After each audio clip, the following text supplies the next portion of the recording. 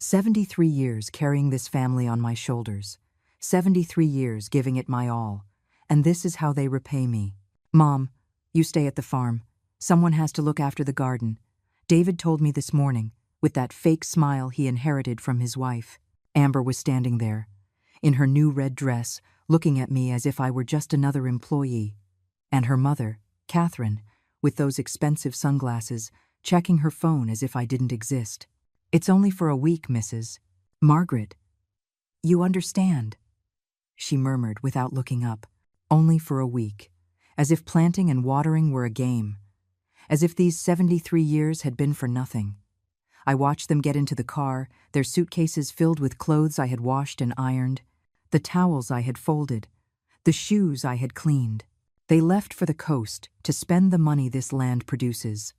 While I stay here, under this burning sun, with my hands in the soil they believe belongs to them. But then, as the dust from the car settled on the road, as silence filled this empty house, the kitchen phone rang, a sound that cut the air like a knife. It was the bank. Mrs. Margaret, we need to confirm some urgent transactions, said the voice on the other end. My heart stopped, not from fear, from something deeper, from a suspicion that had been growing like a weed in my chest. What kind of transactions? I asked, though I already knew I wasn't going to like the answer. Your son David attempted to make a transfer of $50,000 this morning, and there are also attempts to change the ownership on several accounts. Since you are the primary account holder, we need your authorization. $50,000, the money we had saved from selling the cattle last month, the money that was for fixing the roof of the house, for buying the medicine I need, for ensuring this farm continued to produce. I don't authorize anything, I said in a voice I didn't even recognize myself. Block everything, right now.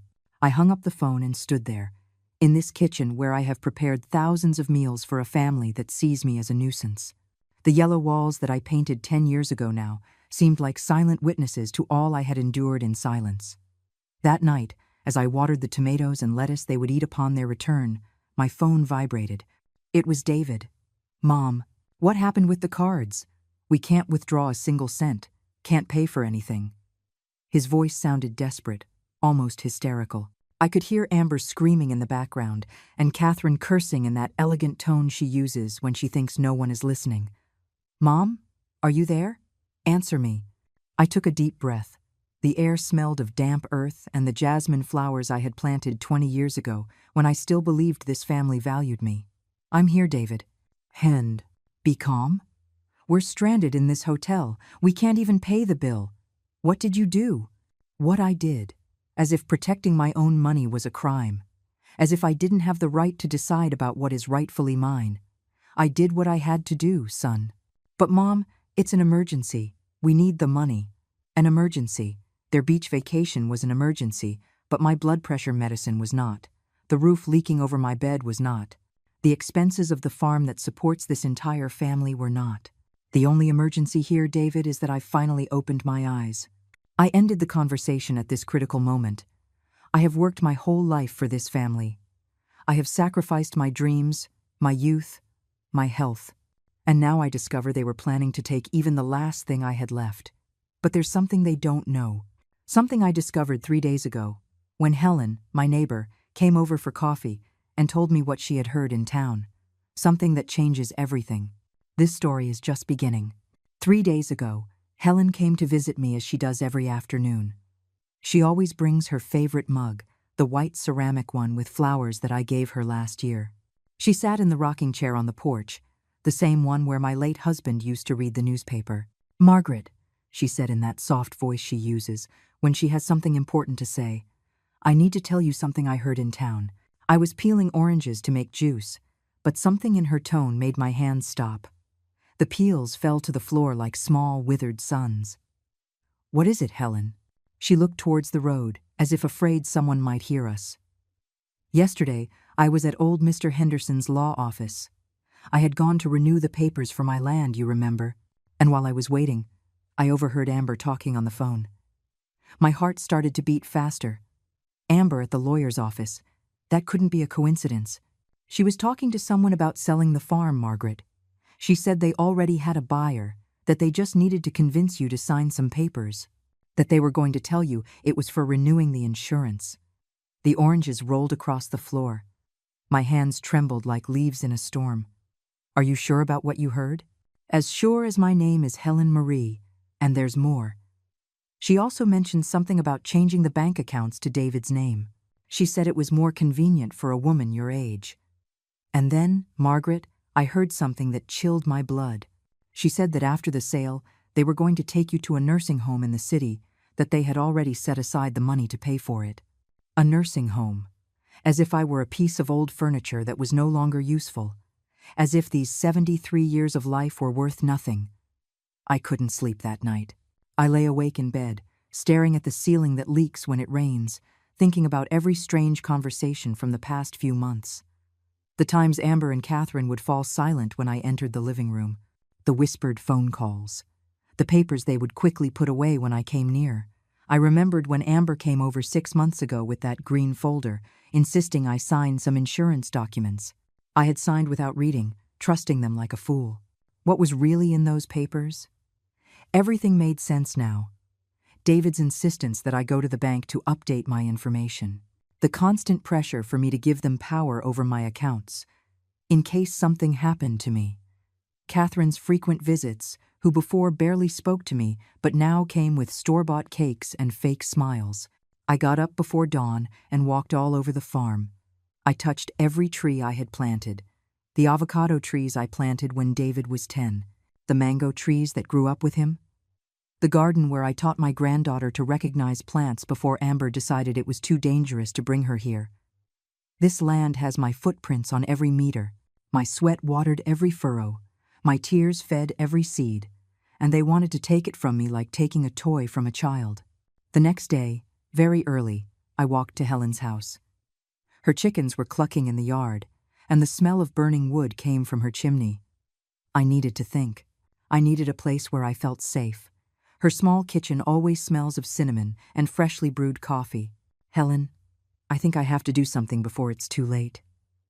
She poured me coffee in that flowered mug and sat across from me. Her eyes, the color of old honey, looked at me with an understanding that only years of true friendship can give.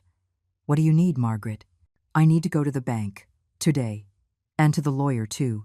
But first, I need you to help me review all the papers I've signed lately.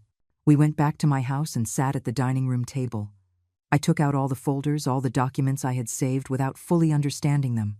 Helen has better eyesight than me, and she knows how to read the fine print. Margaret, she said after an hour of reviewing, her voice trembling. These papers you signed last month, they give David the power to sell properties in your name. My world swayed. I had signed my own death sentence without knowing it. And this other one. This one gives him full access to all your bank accounts. Margaret, with these papers, they can do whatever they want with you, I cried. For the first time in years. I cried like a child. I cried for my naivety, for my blind trust, for having raised a son capable of betraying me like this. But the tears dried up quickly. In their place came something I hadn't felt in a long time. Rage. A clean, clear rage that filled me with an energy I thought I had lost. We went to the bank together. There they explained everything David had tried to do over the last 2 months. Loan applications using the farm as collateral, attempts to change the authorized signatures, requests for copies of all my bank statements. Mrs. Margaret, the manager, a young woman with a concerned voice, told me, "Luckily, you had given us specific instructions years ago not to authorize anything without your physical presence. Your son seemed very upset when we told him we needed to speak with you first. He even brought a lawyer last week, insisting he had a legal right. Very upset. Of course, he was upset. His plans to rob me were failing because of a detail he had forgotten. Years ago, when my husband died, I had been cautious. I had put those restrictions in place in case one day I lost my memory. What can I do to protect myself completely? I asked. Cancel all the powers of attorney you have granted. Change all your passwords, establish new restrictions. And if you want my advice, Mrs. Margaret, do it today. Then we went to the lawyer, Mr. Davies, an older man, the kind who inspires confidence the moment you see him. His office is full of books and smells of old wood and wisdom. Mrs. Margaret, what you're telling me is very serious, but it has a solution. These documents you signed can be revoked. You were under emotional distress. You didn't have independent legal representation. He explained my rights. He showed me how to protect my assets, how to make sure no one could take what was rightfully mine. I signed new documents. I changed all the authorizations. I put legal locks in place that neither David nor his wife nor his mother-in-law could break. And if they try to force me to sign something? I asked. These documents protect you, Mrs. Margaret. No one can force you to do anything with your property. And if anyone tries, that's called coercion, and it's a crime. Besides, I have notified the bank and the notary's office. Any document they try to submit with your signature will be verified directly with you. I returned home that afternoon feeling different, as if I had woken up from a long, confusing dream. The farm looked the same green mountains in the background, the same infinite sky, the same trees I had planted with my own hands decades ago. But I was no longer the same woman who had left that morning. For the first time in months, maybe years, I felt in control of my own life. That night, when David called to tell me about the trip, I already knew exactly what I was going to do. I let them leave. I let them believe they had won. That old Margaret would obediently stay home, taking care of the garden like just another employee. But while they were packing their bags, I was packing mine too. Not to go anywhere, but to stay. To plant my roots deeper than ever. And when the bank phone rang the next day, I was ready. The storm was just beginning, but for the first time in a long time, I had the umbrella. David's call woke me up on the second day. His voice sounded different, higher pitched, with that tone he used as a child when he knew he'd done something wrong. Mom, there's a problem. The cards aren't working.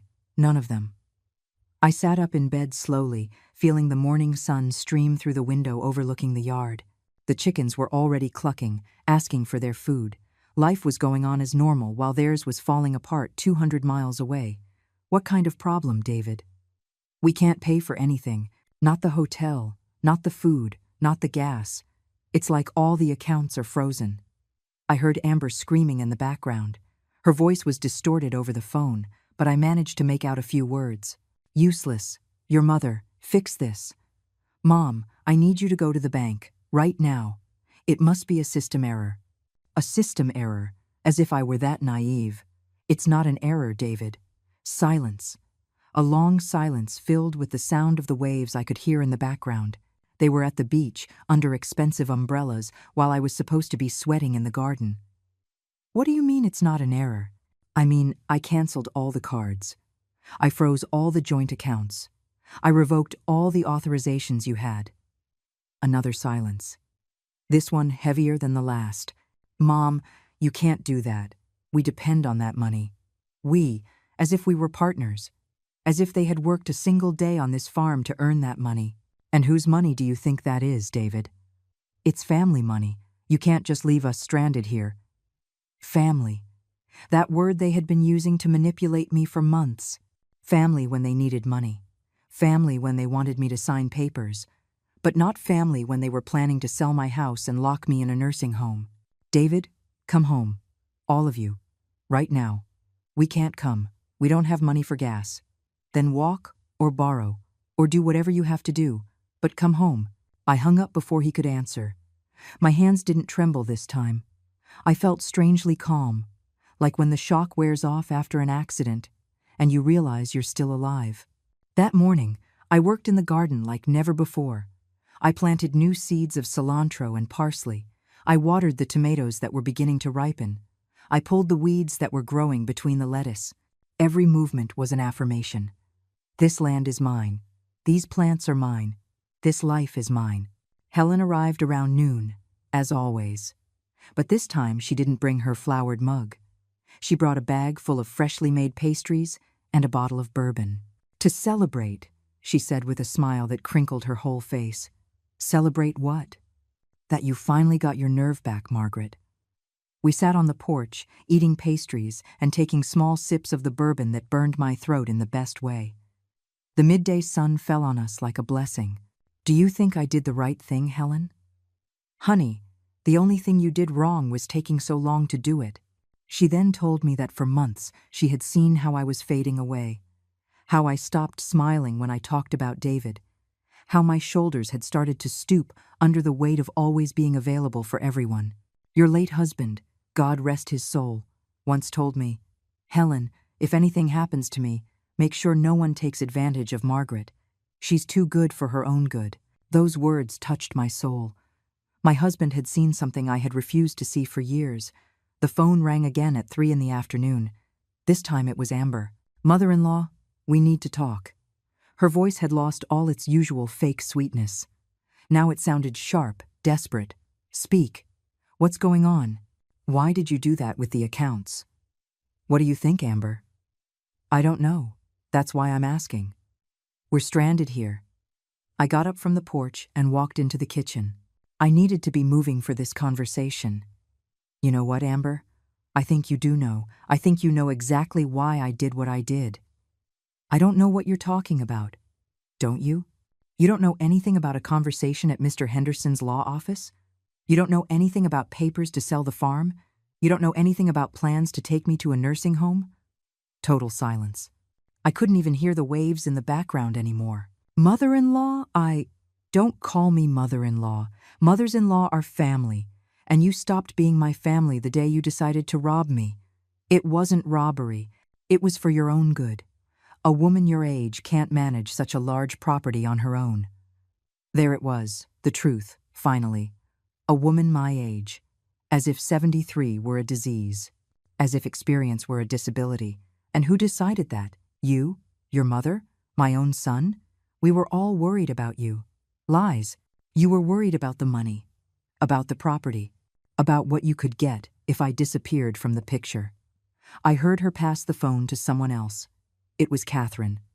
Margaret, let's be reasonable. You can't stay alone on that farm forever. You need help. You need care. Catherine's voice was condescending, as if she were explaining something to a foolish child.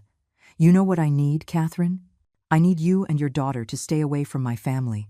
I need you to stop manipulating my son. And I need you to understand that this farm will be mine until the day I die. You're making a terrible mistake. Without us, you can't handle the business. You don't understand banks, or taxes, or anything. There it was again. The same old song. The poor old woman who doesn't understand anything. The same woman who had managed this farm for 40 years. Who had raised cattle. Who had negotiated with buyers. Who had paid taxes and managed employees long before Amber even knew how to write her name. You know what, Catherine? You're right about one thing. I did make a terrible mistake, but it wasn't today. It was 6 months ago when I trusted you. I hung up for the second time that day. This time I trembled a little, not from fear, but from a strange energy that was coursing through my body, as if I had been asleep for years and was finally waking up completely. Helen was still on the porch, rocking gently and looking at the mountains. Everything okay? She asked, without turning to look at me. Everything's perfect. That night, I had dinner alone for the first time in months without feeling lonely. I made myself some scrambled eggs with tomatoes and onions from my own garden. The silence of the house didn't weigh on me. It embraced me. After dinner, I went out to the yard and looked at the stars. It had been years since I had seen them so clearly. Maybe because it had been years since I had taken the time to look up. They would be back tomorrow. Furious, desperate, probably with a new plan to convince me I had lost my mind. But for the first time in a long time, I knew exactly who I was and what I wanted. They arrived at dusk on the third day, like a storm you see coming from afar. David's car kicked up a cloud of dust on the road that took several minutes to settle. I was watering the plants in the garden, but I left the hose running and sat in the rocking chair on the porch to wait for them. They got out of the car like actors in a poorly rehearsed play. David first, with that scolded child face he used to make when his father caught him in some mischief. Amber next, in her wrinkled green dress and her hair disheveled from the trip. And finally, Catherine, adjusting her sunglasses even though the sun was already setting. None of them looked at me directly at first. They just stood there, as if waiting for me to speak first. as if I owed them an explanation. The silence stretched so long that even the crickets fell quiet. "Well," I finally said, without getting up from the rocking chair. David was the first to walk towards the porch. His steps sounded heavy on the wooden planks his father had laid 15 years ago. "Mom, we need to talk." Talk. He sat on the step, the position he used as a child when he wanted me to forgive him for something. But he was 40, 2 years old now, and childhood tricks no longer worked on me. "I don't understand what happened. Why did you do what you did? You really don't understand, David?" Amber approached then, with those high heels that had no place on a farm and made her walk like a duck. "Mother-in-law, I think there was a misunderstanding. We never meant to hurt you." I looked at her directly for the first time. Her eyes were swollen. She had probably cried during the trip, but they weren't tears of remorse. They were tears of frustration for having lost. "A misunderstanding? Is that what you call planning to sell my house behind my back? We just wanted what was best for you." Catherine had stayed by the car, as if ready to flee at any moment, but her voice carried clearly to the porch. "Margaret, a woman your age shouldn't be alone in such an isolated place. It's dangerous." I got up from the rocking chair for the first time since they arrived. My legs felt solid, firm, as if they had regained a strength I had forgotten I had. "Dangerous? You know what's dangerous, Catherine? Trusting family who plan to rob you? Signing papers without reading because you think your own son would never harm you?" David stood up too. In his eyes, I saw something I had never seen before. Fear. Fear that his plan had completely failed. "Mom, the papers you signed were just to protect you, so that if something happened to you, we could help you." "Protect me? By calling me crazy? By telling people in town I'm losing my memory?" The color drained from his face. He didn't know that I had heard that conversation last week when they thought I was napping. "I never." "Yes, you did. You told Mr. Henderson that I was starting to show signs of dementia, that sometimes I didn't remember things, that it was necessary for you to have legal control over my decisions." Amber took a step back. Her heels sank into the soft garden soil. "David, maybe we should go. She's upset. I'm not leaving. She's my mom, and I'm going to fix this." "Fix what exactly?" I asked. My voice came out louder than I expected, filling the space between us. "Fix this misunderstanding. Make you understand that everything we did was with you in mind." End quote. I stepped off the porch and walked until I was standing in front of him. David is tall. He always was. But at that moment, I felt taller than him. "You want me to understand? Fine. Then explain to me why you had a buyer for the farm. Explain why you had already set aside money for a nursing home. Explain why Amber was looking up prices for apartments in the city." Every word I said was like a blow. I saw them shrink, search for excuses they no longer had. "Mom, no more lies." "I've heard enough lies." Catherine finally approached, walking with that fake elegance she uses when she wants to impress. "Margaret, be reasonable. You can't live alone forever. You need someone to take care of your affairs." "Someone like you? People who plan to rob me and then throw me out like an old dog?" "No one was going to throw you out. The home we chose is very good. It has gardens and activities." There was the full confession. She wasn't even trying to deny it anymore. A home, with gardens and activities. "And when did you ask me if I wanted gardens and activities?" David ran his hands through his hair, frustrated. "Because we knew you would say no. You're too stubborn to accept help." "Help? Is selling my house help?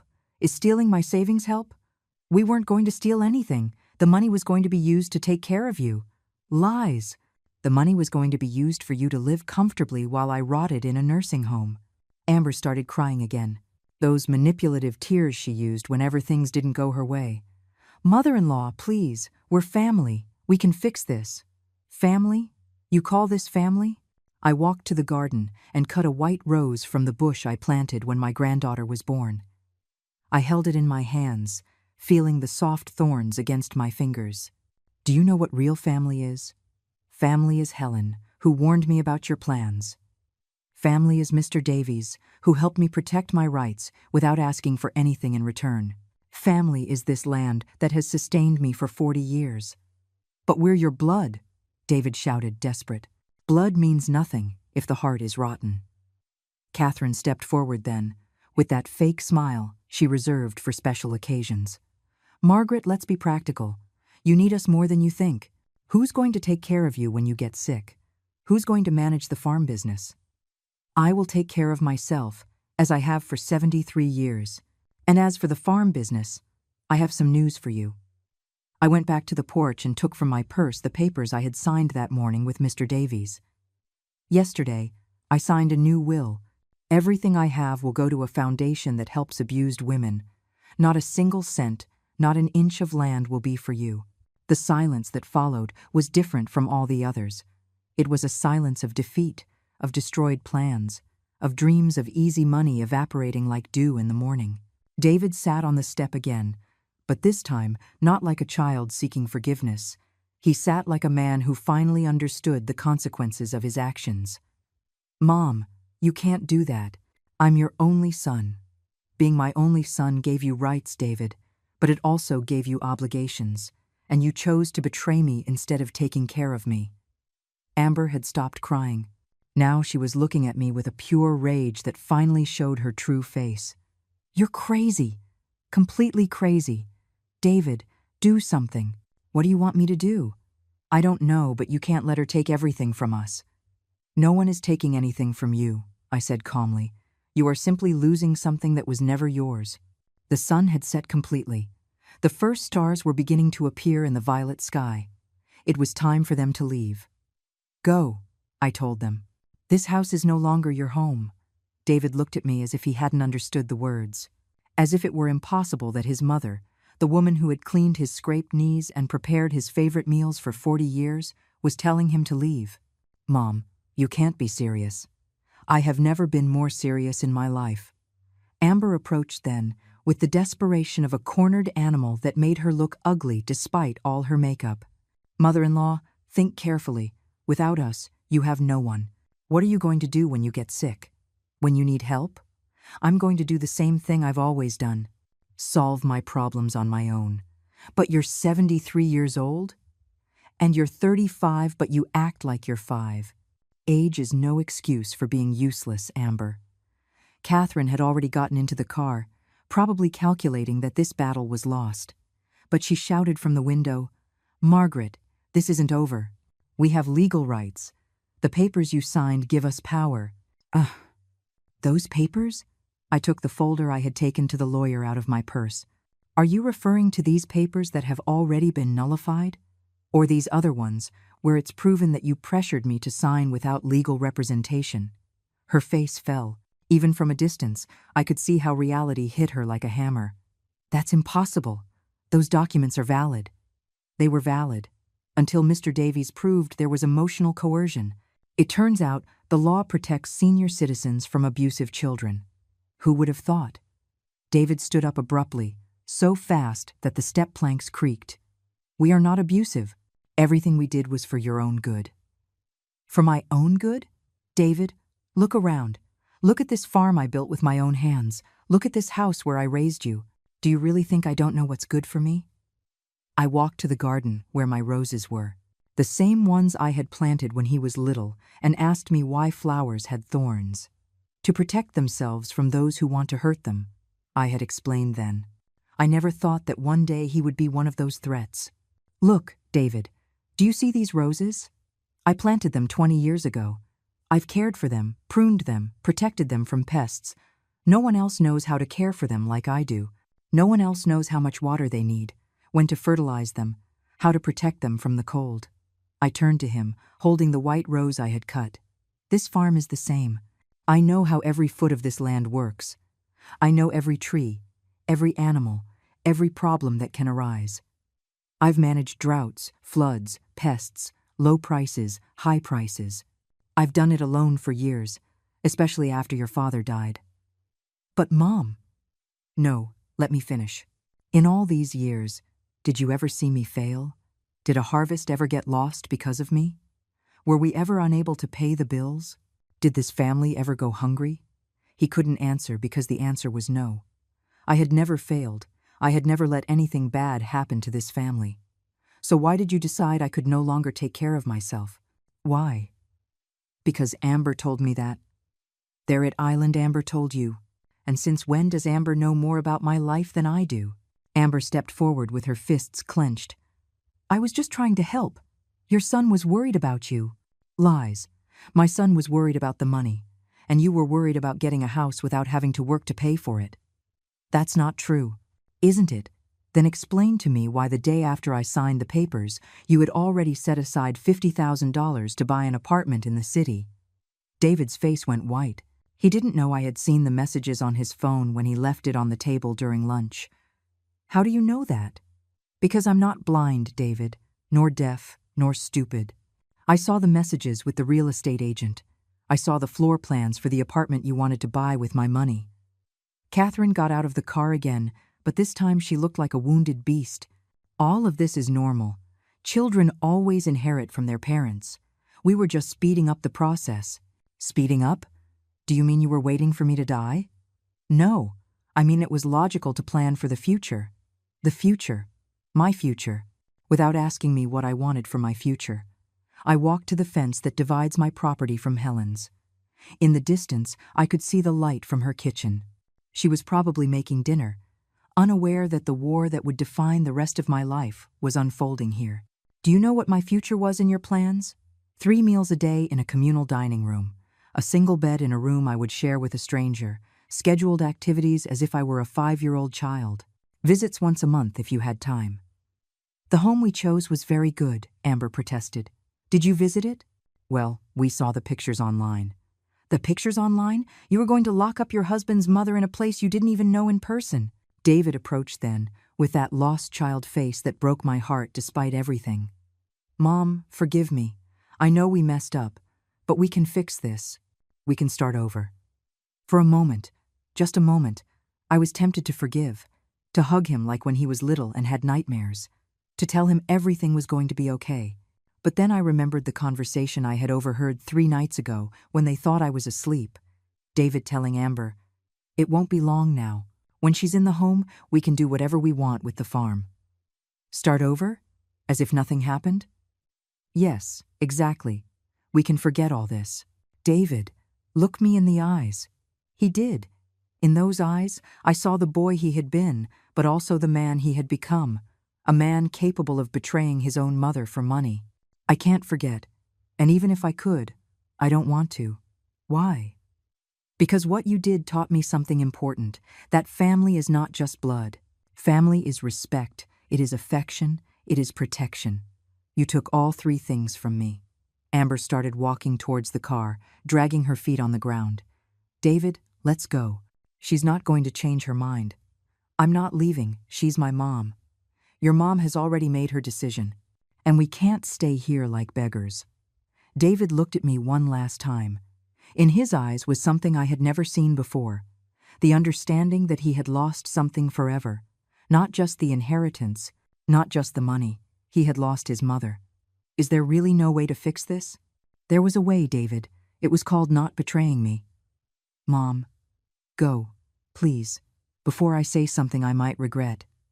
He stood there for what felt like hours but was probably only minutes. Finally, he walked to the car with slow steps, as if each step pained him. Before getting in, he turned one last time. I love you, Mom. I loved you too, David. Past tense. The car started, kicking up dust again. I watched the taillights recede down the road until they became red dots in the darkness. When they disappeared completely, I sat on the porch step. For the first time in days, everything was silent. And for the first time in years, that silence felt like peace. I sat on the porch step until the stars completely filled the sky. The night air smelled of jasmine and damp earth, a scent that had always calmed me, but that night had a different flavor. It tasted of freedom. Helen appeared on the path connecting our properties, walking slowly with a steaming mug in her hands. Mind if I sit with you? She asked, though she already knew the answer. Not at all. In fact, I need the company. She settled on the step next to me and handed me the mug. Hot chocolate with cinnamon. Exactly what my soul needed at that moment. I saw them leave, she said after a while. Everything okay? Everything's perfect. We sat in silence, sharing the chocolate. Helen has that wisdom of knowing when to talk and when to simply be present. You know what's the strangest thing? I finally said. I thought I would feel sad. I thought I would cry, that I would regret it. And you don't feel that way? Number I feel, free, as if a weight I didn't know I was carrying has been lifted from my shoulders. Helen nodded slowly.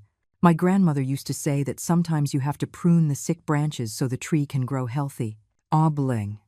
That night, I slept better than I had in months. I didn't wake up at 3 in the morning worrying if I had properly secured the bank accounts. I didn't get up thinking about what excuse Amber would invent to ask for money. For the first time in a while, my mind was at peace. The next morning, as I was making coffee, the phone rang. For a moment, I thought it would be David, apologizing or trying to manipulate me again, but it was Mr. Davies. Mrs. Margaret, good morning. How are you feeling? Like new, Mr. Davies. And you? Very well. I'm calling because I wanted to confirm some details of the will we signed yesterday. Are you sure about your decisions? More sure than ever. Perfect. I also wanted to inform you that your son came to my office very early this morning. He wanted to know if there was any way to contest the changes you made. I wasn't surprised. David had always been persistent when he wanted something. And what did you tell him? I explained that the documents are perfectly legal and that you are in full possession of your mental faculties. I also suggested that if he wanted to reconcile with you, he should come and talk to you directly, not through lawyers. And what did he say? He left without a word. After hanging up, I decided it was time to start my new life in earnest. I couldn't stay lamenting the past. I had to build something new, something meaningful. I walked all over the farm, seeing it with different eyes. It was no longer just the property I had inherited from my husband. It was no longer just the place where I had raised my son. Now it was my future, my project, my legacy. The house needed repairs. The kitchen roof had leaks we had ignored for months because we didn't have the money to fix it, according to Amber. But now that I didn't have to support 3 non-working adults, I did have money. I called Mr. Peterson, the town's contractor, an honest man who had worked for us for years. Mrs. Margaret, what a pleasure to hear from you. How can I help you? Mr. Peterson, I need you to come and look at the house. I want to make all the repairs we've been putting off. All of them? Are you sure? That's going to be a big project. I have time, and I have money. When can you come? I'll stop by tomorrow morning, if that works for you. Next, I called the veterinarian. For months, I had wanted to buy more chickens and maybe some goats, but Catherine complained about the noise and the smell. Dr. Bell, this is Margaret. Could you advise me on expanding my coop? Of course. What do you have in mind? I want to start a small farm. Chickens, goats, maybe some pigs. Something that will give me a steady income but also keep me busy. That sounds like an excellent idea. Is your family on board? My family is me, doctor, and I am completely on board. That afternoon, Helen and I sat at the dining room table making plans. She brought paper and pencil, and I laid all my ideas on the table. What if we start a small home-cooked meal business? Helen suggested. Your cooking is delicious, and I know how to make preserves and jams. Do you think it would work? There's no one in town who sells homemade food. All the women work outside the home now. I'm sure there's a market. We started crunching the numbers. With the savings I no longer had to share with David and his family, I could invest in basic equipment for a small commercial kitchen. And we could sell at the Saturday market, Helen added, or even do home delivery. For the first time in years, I was excited about something. I had a project, a purpose, a reason to get up every morning that wasn't just survival. That night, as I ate dinner alone in the kitchen, I realized something. The house felt bigger, not emptier, bigger, as if I had reclaimed spaces I didn't know I had lost. The phone rang at 9 o'clock at night. It was a number I didn't recognize. Margaret? The voice was of a young, shy woman. Yes, this is Margaret. Who is this, please? It's the wife of Jeremy, your neighbor, Mrs. Thompson's son. She gave me your number. Jeremy, the young man who had studied business administration and now worked in the city. What can I do for you, honey? Mrs. Thompson told me you're thinking of starting a food business. I work in marketing, and I was wondering if you would need any help. What kind of help? Well, I could help you with social media, with label design, with promotion. I would love to be part of a project like that. And how much would you charge for that help? Nothing at first. If the business works out, we could talk about a small partnership. But first, I want to help you get off the ground. I hung up the phone with a huge smile. I didn't just have a project. I had a team. The next day, Mr. Peterson arrived early with his tape measure and notebook. We went over the whole house, from the roof to the foundations. Mrs. Margaret, this house is solid. It just needs some love and maintenance. How long would it take to make it like new? About 3 months, working every day. But it's going to look like a palace. Do it. While Mr. Peterson was taking measurements, I walked to the back of the property, where I had always wanted to build a small workshop. My late husband had dreamed of having his carpentry shop there, but we never found the time or the money. Now I had both. I took out my phone and dialed the number of the construction company. Good morning. I need a quote for a new construction. What type of construction? A carpentry workshop. And next to it, a small commercial kitchen. When do you need it by? I'm in no hurry, but I want it to be perfect. For the first time in 73 years, I was building something just for me, without having to ask for permission, without having to justify expenses, without having to listen to complaints about the noise or the mess. It was my money, my land, my decision, and it felt glorious. 6 months passed before I heard from David again. 6 months in which my life changed completely, as if I had emerged from a chrysalis and could finally fly. The house turned out beautiful. Mr. Peterson hadn't exaggerated when he said it would look like a palace. New roofs, restored floors, walls painted a soft yellow that made the whole house feel full of sun. The commercial kitchen worked perfectly, and the carpentry workshop was exactly as my husband would have dreamed. Helen and I had turned our home-cooked meal project into a small empire. We sold pies on Tuesdays, pastries on Thursdays, and preserves every day. On weekends, the town market was filled with people who came specifically to buy our products. Mrs. Margaret, Mr. Henderson, the notary, would tell me every time he passed by our stall, "You've aged backwards 10 years." And it was true. I felt stronger, clearer, more alive than I had in a long time. I worked from 5 in the morning until 7 at night. But it was work that filled me with satisfaction instead of draining me. Jeremy's wife, whose name was Ashley, had been a blessing. She created a social media page that had thousands of followers. She named it Grandma Margaret's Kitchen, and although I protested because I wasn't anyone's grandmother, the name stuck. We had hired 3 young women from the town to help us. Young women who needed work and were quick learners. The house, which had been so quiet for years, was now filled with laughter and conversation from early in the morning. We had also started a small program to help women in difficult situations, women who, like me, had been manipulated or mistreated by their families. We taught them skills, gave them temporary work, and helped them get legal advice. "It's as if this house had been waiting all this time for you to wake it up," Ashley told me one afternoon. She was right. The house had been sleeping, waiting for me to have the courage to live my own life. It was a Tuesday afternoon when David arrived. I was in the workshop, sanding some boards to make a new shelf, when I heard the car on the road. But this time he didn't arrive with anger or desperation. He came alone, walking slowly, like someone who comes to apologize. I saw him from the workshop window. He had lost weight. His clothes looked less cared for, and he had a several-day-old beard that made him look older. He stood in the yard, looking at all the changes, as if he couldn't believe it was the same house. I came out of the workshop, wiping my hands on my apron. I didn't run to him, but I didn't hide either. "Hi, Mom." "Hello, David." We stood there, separated by a few feet that felt like miles. "The house looks different. It's alive again." He nodded slowly, as if he understood the message behind my words.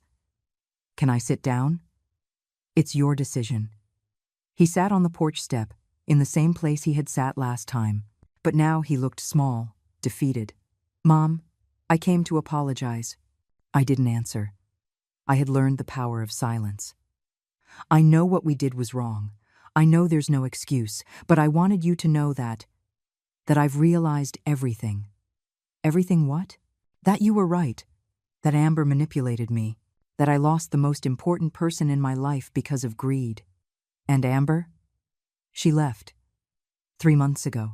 She took everything she could and left with a man she met in the city. I didn't feel satisfaction hearing that. I didn't feel pity either. It was simply information.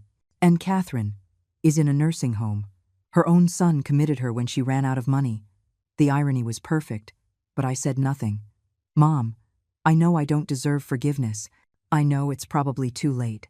But I wanted you to know that I've learned. That by losing you, I realized what really matters in life. I sat in the rocking chair but kept my distance. What do you want, David? Nothing. I'm not here to ask for anything. I'm just here to tell you that I love you, that I've always loved you, even if my actions said otherwise. And what have you been doing these months?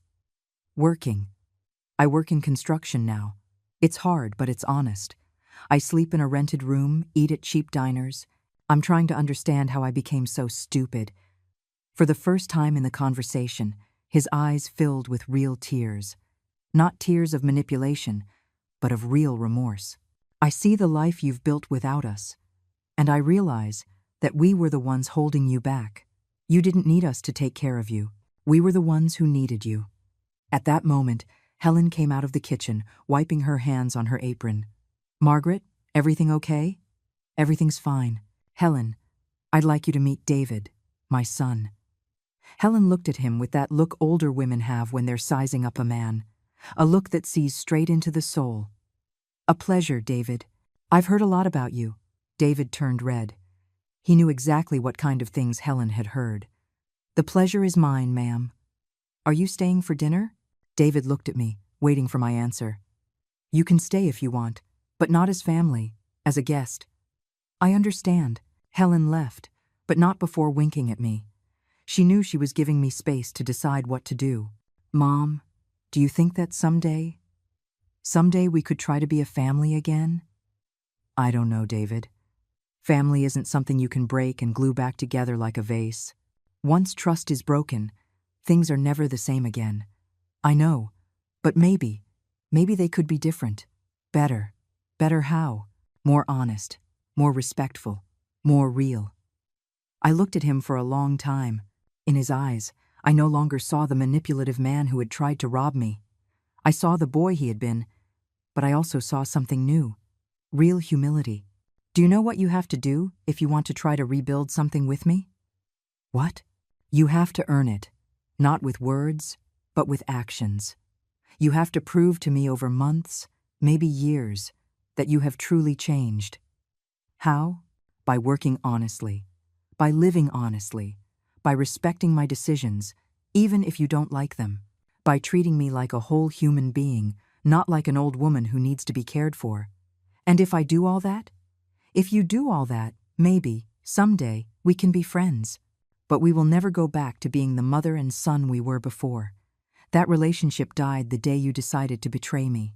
He was quiet for a long time. Finally, he nodded. I understand, and I accept those conditions. Good. Then you can start by staying for dinner, but then you leave. And if you want to come back, you let me know beforehand. Thank you, Mom. You don't know what this means to me. Don't call me Mom yet. Call me Margaret. You have to earn the right to call me Mom again. That night, the three of us had dinner in silence. David ate slowly, as if it were the first home-cooked meal he'd had in months. It probably was. When he finished, he helped me wash the dishes without being asked. Helen had gone to her house, leaving us alone. The food was delicious, he told me. Thank you. Can I ask you something? Ask. Are you happy? The question took me by surprise. No one had asked me that in years. Yes, I said after thinking about it. For the first time in a long time, I am happy. He left that night without promising to return, without asking for anything more. He just left, and for the first time in months, the goodbye didn't feel like a war. David came back 3 weeks later.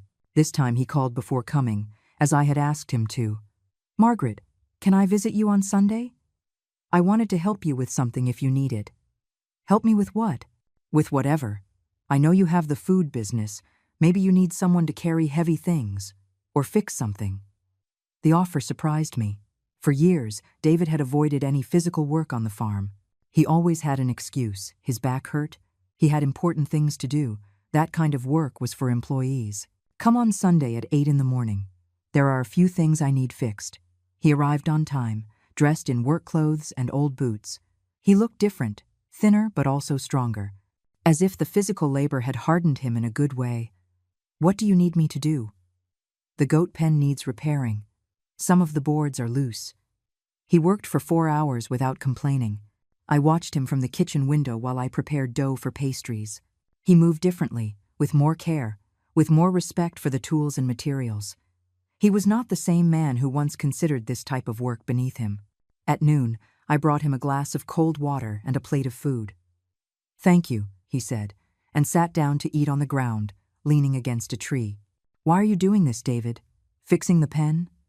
Number all of this, coming, working, acting like you're a different person." He chewed slowly before answering. "Because when I lost you, I realized I had lost the only person who really knew me, the only one who loved me unconditionally. I loved you unconditionally, until you put conditions on it. I know, and I also realized something else." "What?" "That I never really knew you. I thought you were just my mom, the woman who took care of me. But you're so much more than that." He looked around, seeing the thriving business, the improvements to the house, the new energy in everything. "You're a businesswoman. You're a leader. You're a woman who can build an incredible life from scratch." And I was so blind I didn't see it. His words reached me, but I didn't let myself get carried away by emotion. "And what do you want to do with that information?" "I want to get to know you, for real, as the person you are, not as the idea I had of you. That's going to take time. I have time." He finished his work and left without asking for anything more, without asking when he could come back, without suggesting we eat together, without trying to force an intimacy that no longer existed. Over the next few months, David came every 2 weeks. He always called before. He always came to work. He fixed the roof of the chicken coop, painted the fence, helped build a new storage area for the business. Helen watched him with the prudence of an older woman who has seen many broken promises. "What do you think of him?" I asked her one afternoon. "That he's trying to be different. But time will tell if it's real or just an act." "How can I tell the difference? Men who really change don't make a show of their change. They just change." She was right. David didn't talk much during his visits. He didn't try to impress me with grand gestures or dramatic promises. He just worked, ate what I offered, and left. One day he arrived with bruises on his hands. "What happened to you?" "A fight at work. A coworker was harassing a new girl, saying nasty things to her. I told him to stop." "And?" "He told me to mind my own business. I told him that respecting women was my business." He hadn't said those words to impress me. He had said them because it was the truth. And for the first time in months, I felt something like pride for my son. But the real change I saw 6 months later, when he arrived accompanied by an older woman. "Margaret, I'd like you to meet Mrs. Davis. She's my boss on the construction site." Mrs. Davis was a woman in her 60s, weathered by the sun and work, with intelligent eyes and strong hands. "Mrs. Margaret, your son has told me a lot about you. I wanted to meet the woman who raised one of my best workers." David turned red. "David is responsible, punctual, and never complains about hard work," Mrs. Davis continued. "But most importantly, he respects the women on the team. That's not common in this business." After they left, I thought about Mrs. Davis's words. David had really changed, not just with me, but in all aspects of his life. He called me that night. "Margaret, tell me. I wanted to thank you." "For what?" "For giving me the chance to get to know you, and for teaching me what respect means." "I didn't teach you anything, David. You decided to learn." "Maybe, but you had to be very strong to cut me off when it was necessary. Another mother would have forgiven me without another thought, and I would have remained the same terrible man. And now? Now I'm different. Not perfect, but different. And it's thanks to you having the courage to tell me the truth." A year after that first reconciliation visit, David arrived with a proposal.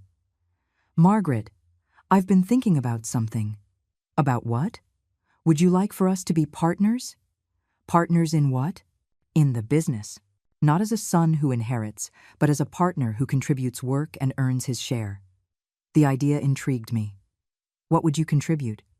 Physical labor, deliveries, building a larger kitchen if you decide to expand, and something more important, respect for your leadership. And what would you want in return? A fair salary, a share of the profits if the business grows, and maybe, someday, if I earn it, for you to call me your son again. I looked at him for a long time. In his face, I no longer saw the manipulative man who had tried to rob me. I saw someone who had paid the price for his mistakes and had decided to build something better. And what if things go wrong? If we fight again? Then we part ways as partners who didn't work out, but not as enemies. And if it works? If it works, we build something together, something we can both be proud of. It was a risky proposal, but it was also an honest one. Give me time to think about it. All the time you need. That night, I spoke with Helen. What do you think? I think he's not the same man who betrayed you, but I also think you're not the same woman who let herself be betrayed. Do you think I should try? I think you should do what makes you happy, but with your eyes wide open. 2 weeks later, I gave him my answer. I accept the partnership, but with very clear conditions. Whatever you say, a written contract, a review every 6 months, and at the first sign of disrespect, it's all over. I accept. Good. Then we start on Monday. And, David? Yes? You can call me Mom again. You've earned it. For the first time in almost 2 years, I saw him cry, but these were tears of gratitude, not of manipulation. Thank you, Mom. I won't fail you again. I know, because if you do, this time there won't be a third chance. I know, and I promise you won't need one. 3 years have passed since David and I became partners. 3 years in which we have built something that neither of us could have imagined when everything fell apart. The business grew beyond our wildest dreams. Grandma Margaret's kitchen now has 2 locations, one in town and one in the city. We employ 15 people, all women from the area who needed decent work. Ashley, the young woman who helped us with marketing, is now our general manager. But the most important thing is not the numbers in the bank accounts. The most important thing is what we built as a family. David kept every one of his promises. He works from 5 in the morning until night. He handles deliveries. He supervises the construction of new facilities. And never, not once, has he questioned my decisions as the boss. You know what I like most about working with you? He told me recently, as we were loading boxes for a large delivery. What? That I finally see you for who you really are. Not as the mom who took care of me, but as the smart and strong woman you always were. Those words filled my heart in a way I hadn't felt in years. Helen is still my partner and my best friend. She now officially lives in the house with me. We turned the guest room into her personal bedroom. And at night we sit on the porch planning new projects while we drink herbal tea we grow in our garden. Can you imagine if they had told us 5 years ago that we would be successful businesswomen in our 70s? She says, laughing. I would have told you that you were crazy. And you would have been wrong. The program to help abused women became a real foundation.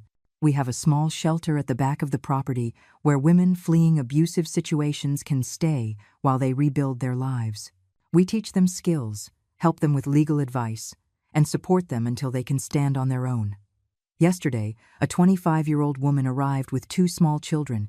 Her husband had threatened to take the children away if she left him. The same threat Amber had used on me, but with my own resources.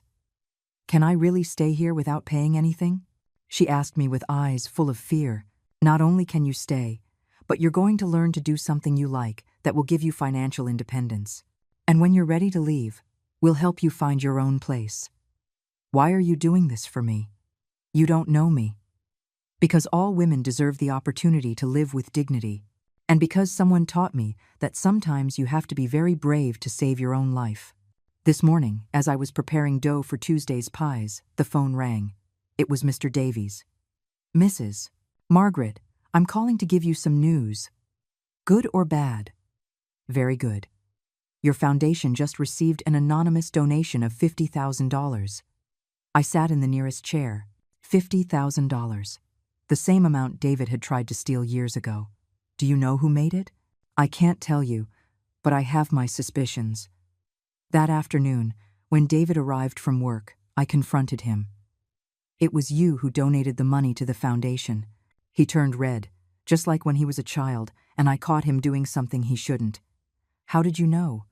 Because it's exactly $50,000, the same amount you tried to steal. It's not all the money I owe you, but it's a start. David, that money was for you too. You're my partner. No, Mom. That money was my way of closing a circle, of turning something bad into something good. I got up and hugged him. A real, deep hug, full of the love that had been stored away for years of pain. I'm proud of you. And I'm proud to be your son. This afternoon, as the sun sets over the mountains that have seen my whole life, I sit in the rocking chair on the porch reflecting on these last few years. The house is full of life again. I can hear laughter from the kitchen where the girls are finishing up cleaning after a day's work. I can hear voices from the shelter where the women we are helping are reading stories to their children. I can hear the sound of the goats and chickens in the pen that David repaired with his own hands. Helen comes out of the kitchen with 2 cups of hot chocolate, as she does every night. "What are you thinking about?" she asks. That my husband was right. About what? He once told me that women are like trees, that we can survive the most terrible droughts, but that when the rains come, we bloom more beautifully than before. He was a wise man. Yes, and I think he would have liked to see what I've become. David arrives in his truck, tired but smiling. He now lives in a small house he bought in town, but he comes to have dinner with us almost every night. "How was your day?" I ask him. "Perfect. We delivered everything on time, the clients were happy, and Mrs. Davis offered me a bigger contract for next month. And are you going to accept it? Only if you agree. I don't want it to affect our business." That's the difference. Now he asks me. Now he respects my opinions. Now he understands that we are partners, not boss and employee. Accept. The business can manage on its own for a few weeks. Thanks, Mom. The 3 of us have dinner in the dining room, talking about plans to expand the shelter and maybe open a 3rd branch. Ashley wants us to explore the possibility of selling our products online throughout the country. "Can you imagine, Margaret?" Helen says. "Women all over America eating your pies." "Our pies," I correct her. "We built this together." After dinner, David goes to his house, and Helen retires to her room. I stay on the porch a while longer, looking at the stars that shine brighter than ever. I think about the woman I was 5 years ago, a woman who had become invisible in her own home, a woman who had lost her voice, her strength, her dignity, a woman who was so used to giving that she had forgotten she also had the right to receive. That woman died the day I decided to freeze the bank accounts. She died when I chose to defend myself instead of remaining a victim. She died when I understood that true love is not sacrificing your dignity for others, but respecting your own and teaching others to respect it too. In her place, this woman was born, an entrepreneur, a leader, a protector of other women, a mother to a son who finally understands what respect means. The phone rings one last time before I go to bed. It's Ashley, the manager. "Mrs. Margaret, I'm sorry to bother you so late, but I wanted to give you some news." "What happened?" "A national magazine just called. They want to do an article on women entrepreneurs over 70. You are their first choice. An article about me. About you and about everything you've built. They say your story is inspiring for thousands of women who feel trapped in their own lives." After hanging up, I walk to the garden where my roses are. The same ones I planted 20 years ago to teach David about the thorns that protect beauty. I cut a white rose, the same variety I cut the night he left. But this time I don't cut it with pain. I cut it with gratitude. Gratitude for having had the courage to say enough. Gratitude for having found the strength to build a new life. Gratitude for having learned that it is never too late to bloom. I look up at the starry sky and whisper the words my husband told me in our last year together. "A legacy is not a monument, Margaret. It is a map you leave for others to find their own way." I finally understand what he meant. My legacy is not the businesses I built or the money I earned. My legacy is the women I helped find their strength. It's the son who learned to respect. It's the living proof that it is never too late to rescue your own life. I go into the house and turn off the lights one by one. Tomorrow will be another day full of work, of projects, of women who need help and hope. And I will be ready, because I am finally who I was always meant to be. Margaret. Simply Margaret. And that is more than enough.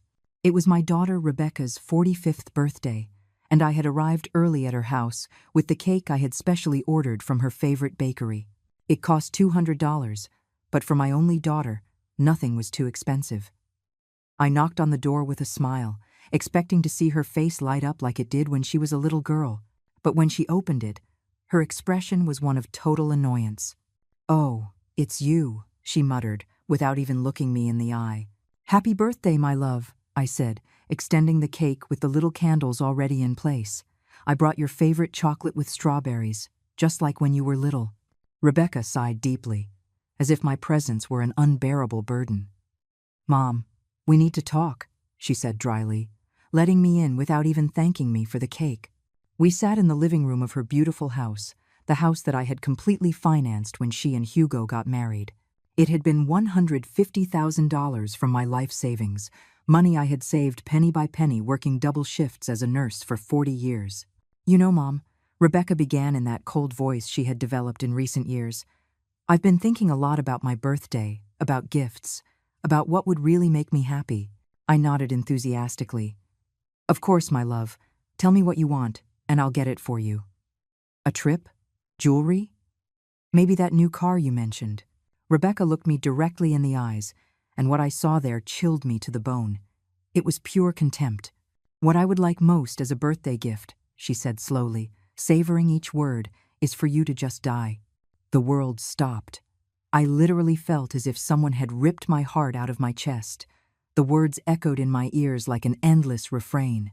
My daughter, my own daughter, had wished for my death as a birthday present? What? What did you just say? I managed to whisper, feeling tears begin to well up in my eyes. "You heard me," she continued with a coldness that cut through me like knives. "I'm tired of you, Mom. Tired of your constant calls, your unexpected visits, of you always being here, bothering me. My life would be so much easier and happier if you just disappeared." My hands were shaking uncontrollably. 72 years of life, 45 of being her mother, and never ever did I think I would hear those words come out of her mouth. "Rebecca," I managed to say between sobs, "I'm your mother. I've given you everything. I've sacrificed everything for you." "Exactly," she interrupted, getting up from the sofa. "And that's precisely why you're suffocating me. I can't breathe with your constant presence. I need freedom. I need you to let me live my life without your drama and your emotional needs." The $200 cake was still in my hands, the little candles beginning to melt. Everything I had dreamed of for that day, hugs, laughter, maybe a family dinner, was vanishing like smoke. "But, daughter," I tried one more time, "I just want to be close to you, to be a part of your life. You're all I have." "And that's precisely the problem," she responded, crossing her arms, "that I'm all you have. Get a life of your own and leave me alone." I rose from the sofa with trembling legs, carrying that cake that now felt like a mockery. "I can't believe you're saying this to me," I murmured, "after everything I've done for you." "Everything you've done," she laughed sarcastically. "Mom, everything you've done has been for your own benefit, to feel needed, to have control over my life. But I'm not a little girl anymore." I walked towards the door, feeling as if each step cost me years of my life. When I reached the threshold, I turned back one last time, hoping to see some sign of remorse in her eyes, some hint of the sweet girl she once was. But all I saw was impatience. Impatience for me to leave at once and let her celebrate her birthday without the nuisance I represented. "Happy birthday, Rebecca," I murmured, and walked out of that house, closing the door behind me. I didn't know at that moment that it would be the last time I would enter that house as the mother who had sacrificed everything. Because what my daughter didn't know was that she had just awakened something in me that had been dormant for decades. I arrived at my small apartment with my legs shaking and my heart shattered. The $200 cake ended up in the trash, its melted candles like my tears that wouldn't stop falling. I sat on my old sofa, the same sofa where I had nursed Rebecca as a baby, where I had read her stories for years, where I had cried with happiness every time she called me mommy. How had it come to this? How could my own daughter, the child I had carried in my womb for 9 months, wish for my death with such coldness? I began to remember everything, absolutely everything I had done for her over these 45 years. When she was 3 years old and got sick with pneumonia, I worked triple shifts at the hospital to pay for her medicine. It was $1,200 for antibiotics that my insurance didn't cover, money I got by selling my late mother's jewelry. When she turned 16 and wanted to go to the prom, I worked entire weekends for 4 months to buy her that pink dress that cost $800. I remember how her eyes shone when she tried it on. "Thanks, Mommy. You're the best in the world," she had said, hugging me tightly. In college, when she changed her major for the 3rd time, I paid for every semester without a single complaint. $42,000 in total, money I got by mortgaging my house. "Don't worry, my girl," I would say every time she called me crying. "Your education is the most important thing." When she married Hugo, I organized and paid for the entire wedding. $35,000 so she could have the wedding of her dreams. The most elegant hall in the city, the most beautiful flowers, the menu she chose without worrying about the price. "I want my princess to have everything," I said as I signed check after check. And then came the house, that cursed house where she had just humiliated me. When Rebecca and Hugo decided they wanted to buy their first property, I didn't hesitate for a second. "Don't worry about the down payment," I told them. "I'll take care of it." It was $150,000 from my life savings, the money I had been putting away for my retirement. But it didn't end there. When the twins arrived 5 years ago, I became the free nanny. Every night Rebecca wanted to go out with Hugo. Every time they had plans and needed someone to watch the kids, there I was. Without charging a cent, happy to be able to help my daughter have the life she had always dreamed of. When Hugo lost his job last year, who paid the mortgage payments for 8 months? I did. $16,000 that I took from my pension, money that meant eating rice and beans for weeks to stretch my income. And when the twins needed braces, another $4,000 that I covered without a second thought. "Don't worry," I told them, seeing their distressed faces. "That's what grandparents are for." I got up from the sofa and went to my desk, where I kept all the receipts, all the proof of every cent I had spent on my daughter and her family. There were boxes and boxes of documents I had saved, not out of distrust, but because it made me proud to remember everything I had been able to do for them. I started doing the math. Raising Rebecca, from birth until she became independent, approximately $200,000. College, $42,000. The wedding, $35,000. The down payment on the house, $150,000. The mortgage payments when Hugo was unemployed, $16,000. The twins' braces, $4,000. Birthday and Christmas gifts over all these years, at least another $20,000. The total was devastating, more than $460,000. Almost $500,000 that I had invested in my daughter's happiness. And all for what? To hear that her greatest wish was for me to die. Tears fell onto the papers as I added and subtracted. If I had put that money into a savings account with compound interest, today I would have more than $600,000. I could be living in a nice house, traveling the world, enjoying a comfortable retirement, instead of counting pennies in this tiny apartment. But no, I had chosen to invest in love. I had chosen to believe that the money spent on my daughter was a good investment, that every sacrifice was worth it because in the end, I would have a daughter who would love me and take care of me in my old age. How stupid I had been. I picked up the phone and dialed Rebecca's number. I needed to hear her voice one more time. I needed to confirm that she had really said those terrible words. "What do you want now, Mom?" She answered with annoyance after the 5th ring. "Rebecca, I need to know if you really meant what you said to me today," I asked, my voice trembling. "Of course I was serious," she replied without a hint of remorse. "Mom, it's time for you to understand that I need space. Your obsession with me isn't healthy." "Obsession?" I repeated in disbelief. "To call a mother's love an obsession? Yes, exactly that. And I hope that after today, you finally get the message. I need you to respect my boundaries and let me live my life." I hung up the phone without saying goodbye. There had been no misunderstanding. My daughter truly believed that my love was a burden, that my presence in her life was a problem she needed to solve. I couldn't sleep that night. I lay awake staring at the ceiling, remembering every beautiful moment we had shared, every hug, every "I love you, Mommy" that had come from her lips. Had it all been a lie? Or had I simply raised a daughter who had become so selfish she couldn't see beyond her own needs? At 3 o'clock in the morning, something inside me changed. The sadness began to transform into something different, into rage, into indignation, into the clear understanding that I had been used, manipulated, and discarded like a used tissue. My daughter wanted me to die. Well then, maybe it was time to give her exactly what she asked for. The next day, I woke up with a mental clarity I hadn't felt in years. Sadness had given way to something more powerful: determination. If my daughter wanted me to disappear from her life, I would, but not in the way she expected. I got dressed in my best clothes and went out with a clear purpose. First stop, the bank where I had the joint account with Rebecca for her house's emergency expenses. The account I had opened just in case, and into which I had deposited $20,000 for any unforeseen event. "Good morning, Mrs. Julieta." The manager, Mr. Martinez, greeted me. He had known me for years. "How can I help you today?" "I want to close joint account number 4587, a 2891, I said with a smile he interpreted as kindness, but which was actually pure vengeance. "Are you sure? That account has a considerable balance of $20,000, he cautioned, checking his computer screen. "Completely sure.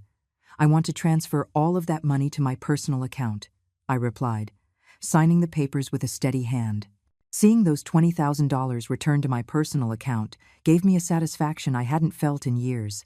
It was just the beginning. Next stop, the mortgage loan office. The previous year, when Hugo was unemployed, I had co-signed the mortgage on their house. That meant, if they couldn't pay, the responsibility fell on me. But it also meant I had rights to that property. Mrs. Julieta, the officer, Miss Gonzalez, greeted me. "What brings you here?" "I want to review the mortgage contract where I am listed as a co-signer," I explained. "I need to understand exactly what my rights and obligations are." As she looked for the documents, I remembered the day I signed those papers. Rebecca had cried with emotion. "Thank you, Mommy. I don't know what we would do without you. You're our salvation," she had said, hugging me tightly. Hugo had also thanked me, promising they would never be late on the payments. "Here are the documents," the officer said, placing a thick folder in front of me. "As the co-signer, you are responsible for the payments if the primary holders cannot make them. But you also have the right to claim the property if you believe the debtors will be unable to fulfill their obligations." She completed the sentence as I read the contract carefully. "Exactly. Is there a problem with the payments?" she asked with professional concern. "I am assessing the situation," I replied, putting a copy of all the documents in my bag. "What would I need to do if I decided to exercise my rights as a co-signer?" "You would have to demonstrate that there is a risk of non-payment or that there have already been significant delays. In your case, I see that you covered 8 monthly payments last year, which is already sufficient evidence that the primary holders lack financial stability." Perfect. Hugo had lost his job again last week, information Rebecca had given me without thinking about the implications. She thought she was indirectly asking for my help, but what she was really giving me was the ammunition for my revenge. I left that office with a smile. My dear daughter had no idea the storm that was coming. Third stop. My personal lawyer, Mr. Anselmo Garcia, a 70-year-old man who had been a friend of my late husband. He knew my entire family situation and had witnessed my sacrifices for Rebecca for decades. "Julieta," he greeted me warmly. "What brings you to my office? It's not often I see you here." "Anselmo, I need your help with something very important," I said, sitting down across from his desk. "I want to change my will completely." His eyebrows shot up in surprise. "Has something happened with Rebecca?" I told him everything. Every hurtful word, every moment of contempt, the coldness with which she had wished me dead on her own birthday. Anselmo listened in silence, his expression growing more serious with each detail. "Julieta," he said finally, "I am so sorry for what you're going through. I never thought Rebecca was capable of something like this, after everything you've done for her." "Neither did I sighed. "But I've made my decision. I want to change my will and leave everything to a charitable organization. I also want to set up a trust for my grandchildren, but I want Rebecca to have no access to that money until they turn 25. "That can be done." Anselmo nodded, taking notes. "Do you also want to change the beneficiaries of your life insurance policy?" "Of course. Everything that is in Rebecca's name? I want it changed. My daughter wants me to die, but when that happens, she won't receive a single cent from me." We spent 2 hours reviewing all my legal documents, my $100,000 life insurance policy, my savings, my apartment, my investments. Everything that was previously designated for Rebecca would now go to the Orphaned Children's Foundation, where I had volunteered for years. "There's something else," I said as we were finishing. "I want you to prepare all the documents to reclaim the house where Rebecca lives. As a co-signer on the mortgage, I have rights, and her husband just lost his job again." Anselmo's eyes lit up with understanding. "Now I see where you're going with all this. Are you sure you want to go this far?" "Completely sure," I replied with a determination that surprised me. "My daughter told me her life would be easier if I disappeared. Well, I'm going to disappear. But first, I'm going to make sure she understands exactly what it means to live without me and without everything I've done for her." When I left Anselmo's office, it was already dark. I walked through the streets of my neighborhood feeling renewed, as if I had woken up from a very long dream. For 45 years, I had lived for Rebecca. I had sacrificed my own dreams and desires to give her everything she wanted, but not anymore. I got back to my apartment and poured myself a glass of wine, something I hadn't done in years. Toasting to myself was something completely new, but it felt incredibly liberating. I picked up my phone and dialed a number I had saved for months, but had never dared to use. It was for a travel agency specializing in retirees that offered packages for living abroad. "Good evening. This is Julieta Morales," I said when they answered. "I saw your promotion about living in Switzerland. Could you send me complete information?" "Of course, Mrs. Morales. Switzerland is a very popular destination among our clients. We have several programs, from temporary stays to permanent residency. What kind of information do you need?" "Everything," I replied without hesitation. "I want to know everything about how a 72-year-old person can start a new life in Switzerland." After hanging up, I stared out the window at the city, where I had lived my entire life. Soon, all of this would be just a memory. My daughter had asked for my disappearance as a birthday gift, and I was going to grant it to her in the most spectacular way possible. What Rebecca didn't know was that her wish was about to become her worst nightmare. The following days were a roller coaster of emotions and secret preparations. Each morning I woke with a mix of pain and determination that pushed me forward with my plan. It was as if I had awakened from a long slumber where I had lived solely to please my daughter, and now I was finally living for myself. On Wednesday morning, my phone rang. It was Rebecca.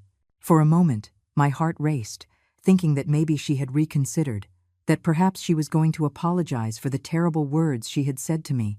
How naive I still was. "Mom," she said in that cold voice she had adopted lately, "I need you to do me a favor. Not even a hello or how are you. Straight to the point, as if I were her personal employee." "What do you need?" I asked, curious to see how far her audacity would go. "The twins have a presentation at school on Friday, and Hugo and I have an important work dinner. Could you watch them that night?" The irony was delicious. The same woman who had wished me dead as a birthday gift was now asking me to babysit her children as if nothing had happened, as if I were a resource available 24 hours a day. "I can't," I replied simply. "What do you mean you can't?" she asked with genuine surprise. She was clearly not used to me saying no. "I have other plans," I lied with a smile she couldn't see. "What plans could you possibly have?" she asked, with a condescending tone that deeply wounded me. As if at 72 years old, I had no right to a life of my own. "Plans that are none of your business," I replied, staying calm. "Find another babysitter." "But Mom, I can't find a babysitter on such short notice. Besides, since when do you charge me to watch your own grandchildren?" There it was, the emotional manipulation she had used on me for years. But this time, it wasn't going to work. Since you told me that my greatest gift to you would be for me to die, I responded coldly. If you want me to disappear from your life, I'm starting now. There was a long silence on the other end of the line. Finally, Rebecca let out a sarcastic laugh. Are you seriously going to punish me like a pouting child? She said. I thought you'd be over the drama after a few days. It's not drama, Rebecca. It's respect for your wish. You wanted me to disappear, so that's what I'll do. Fine, she said with annoyance. If you want to be that childish, be my guest. But don't come crying to me later when you feel lonely. She hung up without saying goodbye. Perfect. Every interaction confirmed I was making the right decision. That afternoon I went to the bank again, this time to do something I never thought I would do: withdraw most of my savings in cash. It was $30,000 that I put in an envelope and stored in my personal safe. The money I would need for my new life in Switzerland. I also called the travel agency and confirmed my trip. A flight to Zurich for next Tuesday, with the option to extend my stay indefinitely. The initial cost was $8,000. Money I paid without blinking. It was the most expensive and smartest investment I had made in years. On Thursday morning, I received an unexpected visit. It was my neighbor Elvira, a 68-year-old woman who lived in the apartment next door and with whom I had developed a friendship over the last 5 years. Julieta, she said, sitting in my living room with a cup of coffee. You seem different these days. Has something happened? Elvira had been a silent witness to all my sacrifices for Rebecca. She had seen me cancel plans with her to go running whenever my daughter needed me. She had seen the bags of expensive food I bought to take to Rebecca, while I ate canned soups to save money. I told her everything. Every painful detail of what had happened on Rebecca's birthday, and also all the plans I had been making during the week. My God, Julieta, Elvira murmured, her eyes filled with tears. I can't believe Rebecca said something so cruel to you after everything you've done for her. The worst part is, she said it as if it were the most normal thing in the world, I explained. As if I were a nuisance in her life that needed to be eliminated. And you're really going to go to Switzerland? Yes, I replied firmly. I've already bought the ticket. I'm leaving on Tuesday. Elvira took my hands warmly. You know you have my full support, right? What Rebecca did to you is unforgivable. There's something else, I said, lowering my voice. I'm going to need your help with something very important. I explained my entire plan to her. How I wanted Rebecca to believe I had actually died, at least for a while. Elvira would be my accomplice. The person who would find my empty apartment and my farewell letter. It's brilliant, Elvira murmured with a mischievous smile. That ungrateful girl is finally going to understand what it means to lose you. Will you help me? Of course I will.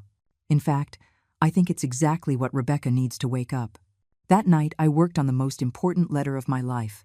The letter that Rebecca would find on her table and that would change everything forever. I wrote and rewrote every word, making sure it conveyed exactly what I wanted to say. My dearest Rebecca, the letter began. You asked me for your birthday gift to disappear from your life, and I have decided to grant your wish. By the time you read this letter, I will be far from here, starting the life I should have lived years ago instead of sacrificing it all for you. I continued writing for hours, documenting every penny I had spent on her, every sacrifice I had made, every opportunity I had lost, by always being available for her needs. But it wasn't a bitter letter. It was an educational one. I wanted her to understand exactly what she had lost. Along with this letter, you will find all the legal documents I have signed this week. I continued writing. The change to my will, the cancellation of your health insurance that I was paying for, the notification that as a co-signer on your mortgage, I have decided to exercise my rights due to Hugo's job instability, and the cancellation of all financial benefits you received from me. It was a 23-page letter that meticulously detailed everything that was going to change in her life now that I had disappeared as she wished. Your life will be much easier without me, the letter concluded, but it will also be much more expensive. I hope it's worth it. On Friday night, as I packed my most important belongings into 2 suitcases, I received a call from Rebecca. I didn't answer. She called 3 more times, but I just let the phone ring. I had nothing left to say to her. The next day, Saturday, Hugo showed up at my door. He looked exhausted and desperate. "Julieta," he said in a pleading voice, "Rebecca told me what happened between you. I know what she said was wrong, but please, don't do this to our family." "Do what?" I asked, feigning innocence. "Stop helping us. Withdrawing from our lives like this. The kids need you, we need you. How interesting. When Rebecca wanted to get rid of me, I was a nuisance. But when they realized everything I did for them, suddenly they needed me."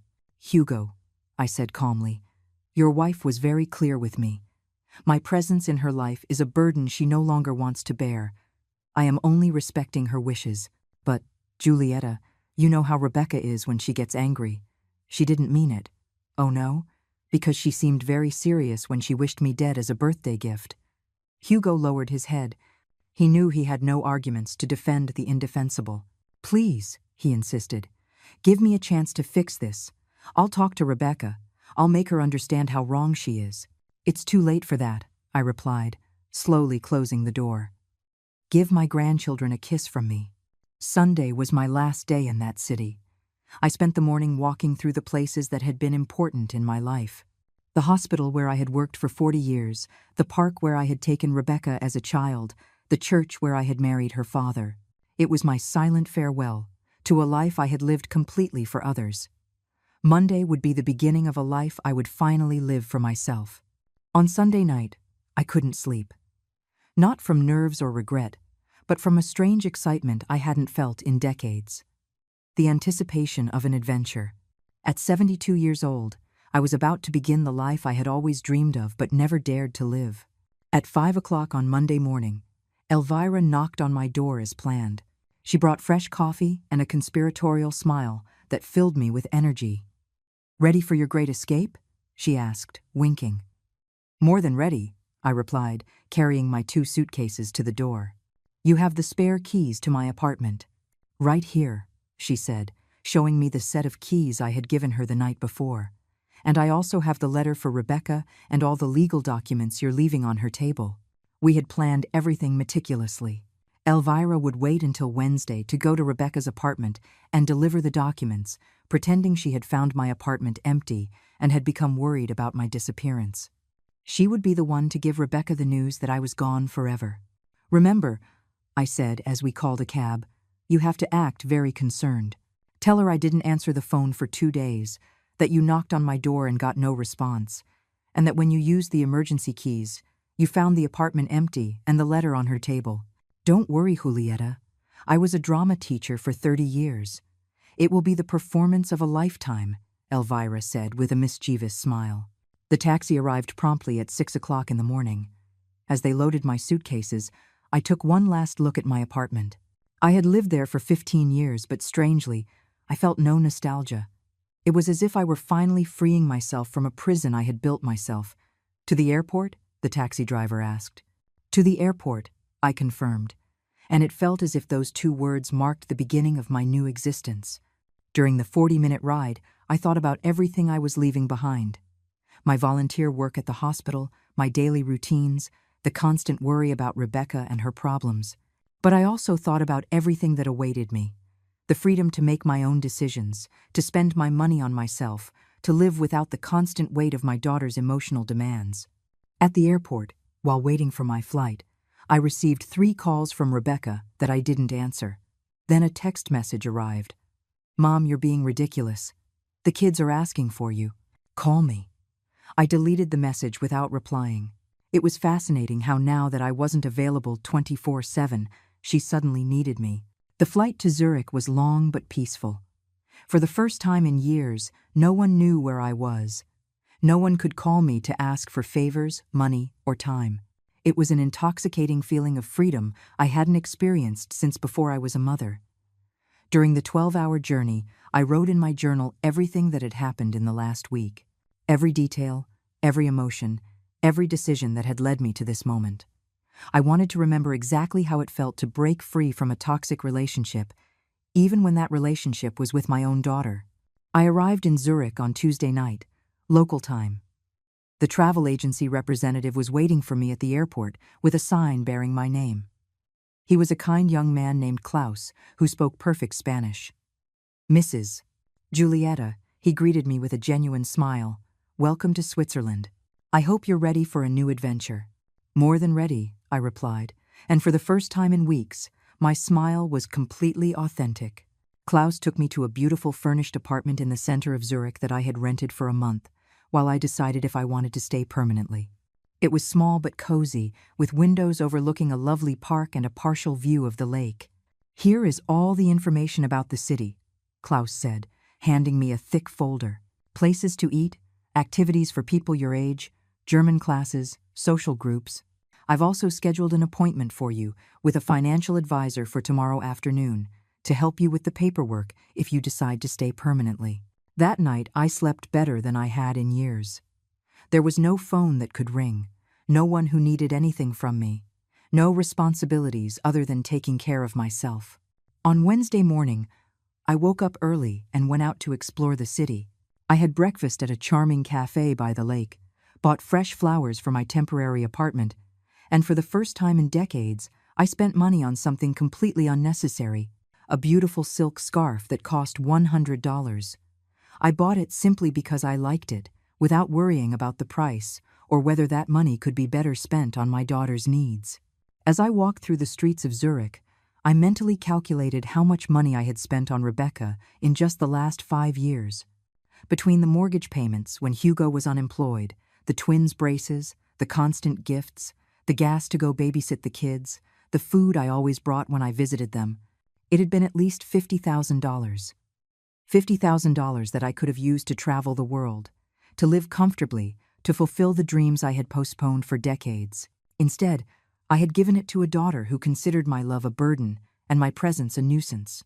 At 2 o'clock in the afternoon, Zurich time, I calculated it would be 8 o'clock in the morning in my hometown. Elvira would be getting ready to go to Rebecca's apartment and deliver the letter that would change everything. I sat on a bench by the lake and waited. I knew that in a few hours my phone would start ringing desperately. Rebecca would finally understand what it meant to truly lose me. At 5 o'clock in the afternoon, my phone started to vibrate. It was Rebecca. I let it ring until it went to voicemail. It immediately rang again. Rebecca again. This time, I answered. "Mom?" she screamed, her voice breaking. "Where are you? Elvira came to the house with a letter from you. She said you disappeared. What's going on?" "Hello, Rebecca," I replied calmly, enjoying the Swiss lake as I spoke. "Have you read the letter?" "Yes, I read it. Are you crazy? How could you do this to us? Where are you?"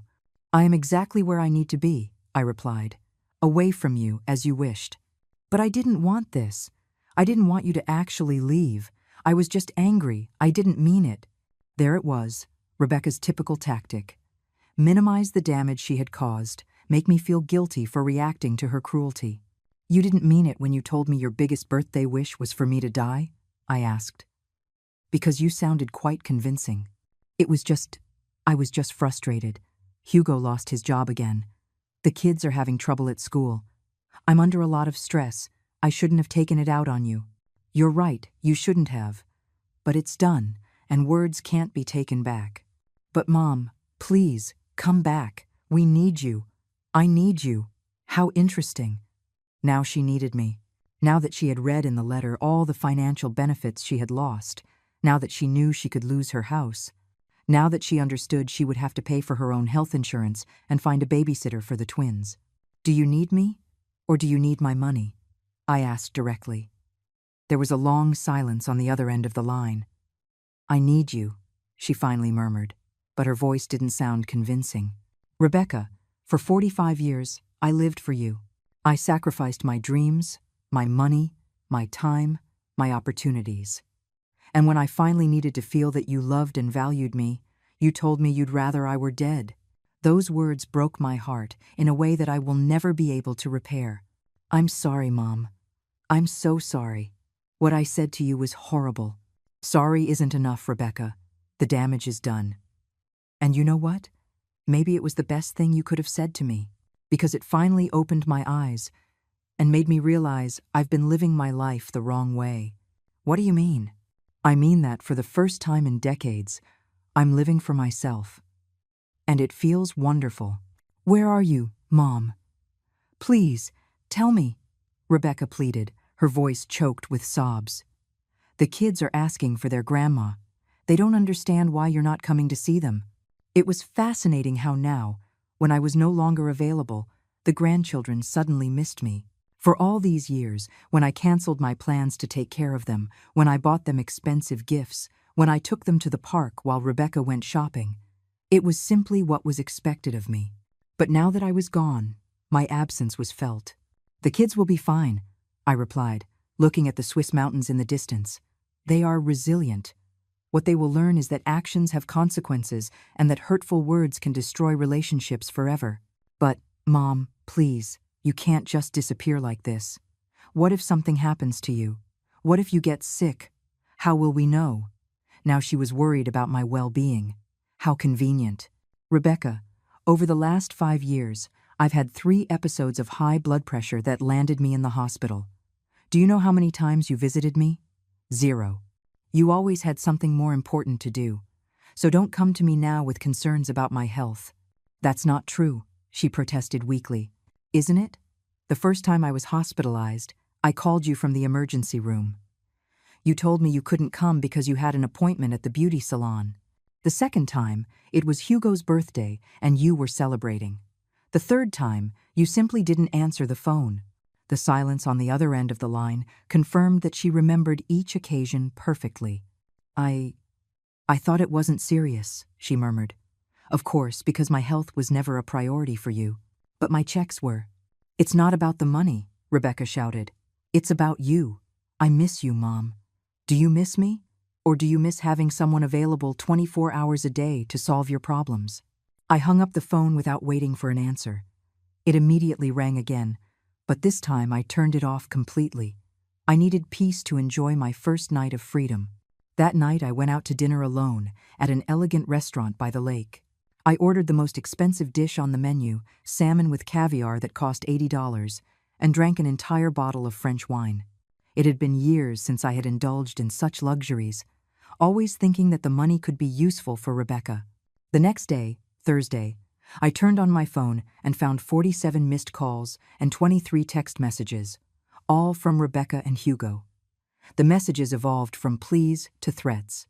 "Please, Mom, answer," said the first. "We're very worried," said the 5th. "If you don't answer, we're going to call the police," threatened the 10th. "We already called the police. They said there's nothing they can do because you left a letter explaining your departure," admitted the 15th. "The bank called us. You canceled the joint account. How are we going to pay for emergencies?" said the 20th. It was beautiful to see how the concern for my well-being quickly turned into panic over the financial implications of my absence. I decided to reply to just one message. "I am fine. I am exactly where I need to be. Do not look for me." The response arrived in less than 5 minutes. "You don't understand what you're doing.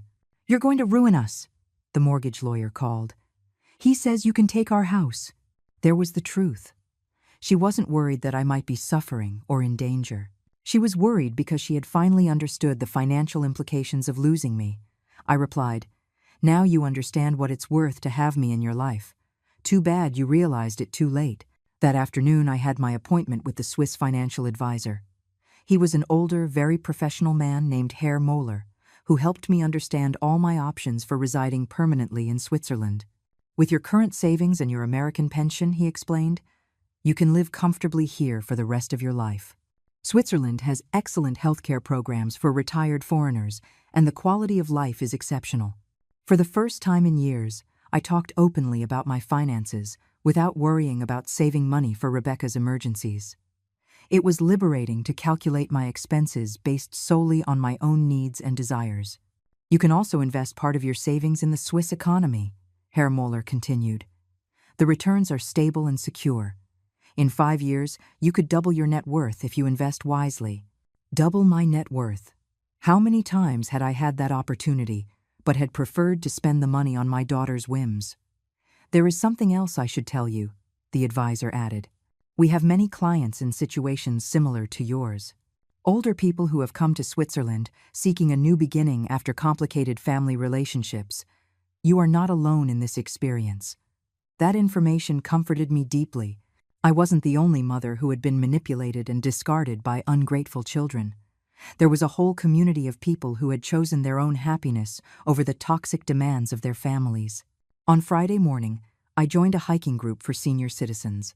There were 8 women and 4 men, all between 60 and 75 years old, all with similar stories of late-life liberation. We walked along beautiful trails by the lake while sharing our experiences. I left my husband after 40 years of marriage. Maria, a 68-year-old from Spain, told me. One day I realized I had been living as his maid for decades, not his wife. It was the best decision of my life. I cut off contact with my 3 children, shared Hans, a 70-year-old German man. They only called me when they needed money. When I told them I wasn't going to finance their lives anymore, they called me a selfish father. Now I live in peace, and my money is my own. Hearing these stories confirmed that I had made the right decision. It wasn't selfish to prioritize my own happiness. It was a basic need for emotional survival. That night, while having dinner in my apartment, my phone rang. It was an unknown number, but I decided to answer out of curiosity. "Mrs. Julieta? This is Attorney Garcia. I work with your daughter Rebecca," said a professional male voice. "What do you want?" I asked directly.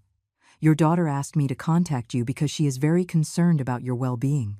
Apparently, you have left the country without leaving adequate contact information." "I left a very clear letter explaining my departure," I replied. "There is nothing illegal in what I have done." "Of course not, ma'am. But your daughter is also concerned about some financial decisions you apparently made before you left, specifically regarding the mortgage on her house." There was the real reason for the call. Rebecca had sent a lawyer to try to intimidate me into returning. "All my financial decisions were made in consultation with my own lawyer and are completely within my legal rights," I explained. "As a co-signer on that mortgage, I have the right to protect my interests when I believe there is a risk of non-payment. I understand your position, but perhaps we could find a solution that benefits both parties," the lawyer insisted. "The only solution that benefits both parties has already been implemented," I replied firmly. "I am living in peace, away from a toxic relationship, and my daughter is living with the consequences of her actions. It is exactly what we both needed. Mrs. Julieta, with all due respect, I think you are making rash decisions due to a temporary family argument. These things can be fixed with dialogue." "Temporary argument?" I repeated in disbelief. "Is that how Rebecca told you what happened? Did she tell you she wished me dead as a birthday gift?" There was an awkward silence on the other end of the line. "I believe there are misunderstandings that can be cleared up," the lawyer murmured. "There are no misunderstandings. There is a daughter who used and manipulated her mother for decades, and a mother who finally woke up and decided to live for herself. End of story." I hung up the phone, feeling powerful. Every day that passed in Switzerland, every day away from Rebecca's constant demands, I felt stronger and more certain of my decision. My daughter had asked me to disappear from her life, and I had granted her that wish. What she hadn't calculated was the real price of losing me forever. On Saturday morning, I decided to do something I had been putting off for years. I visited an art gallery in downtown Zurich.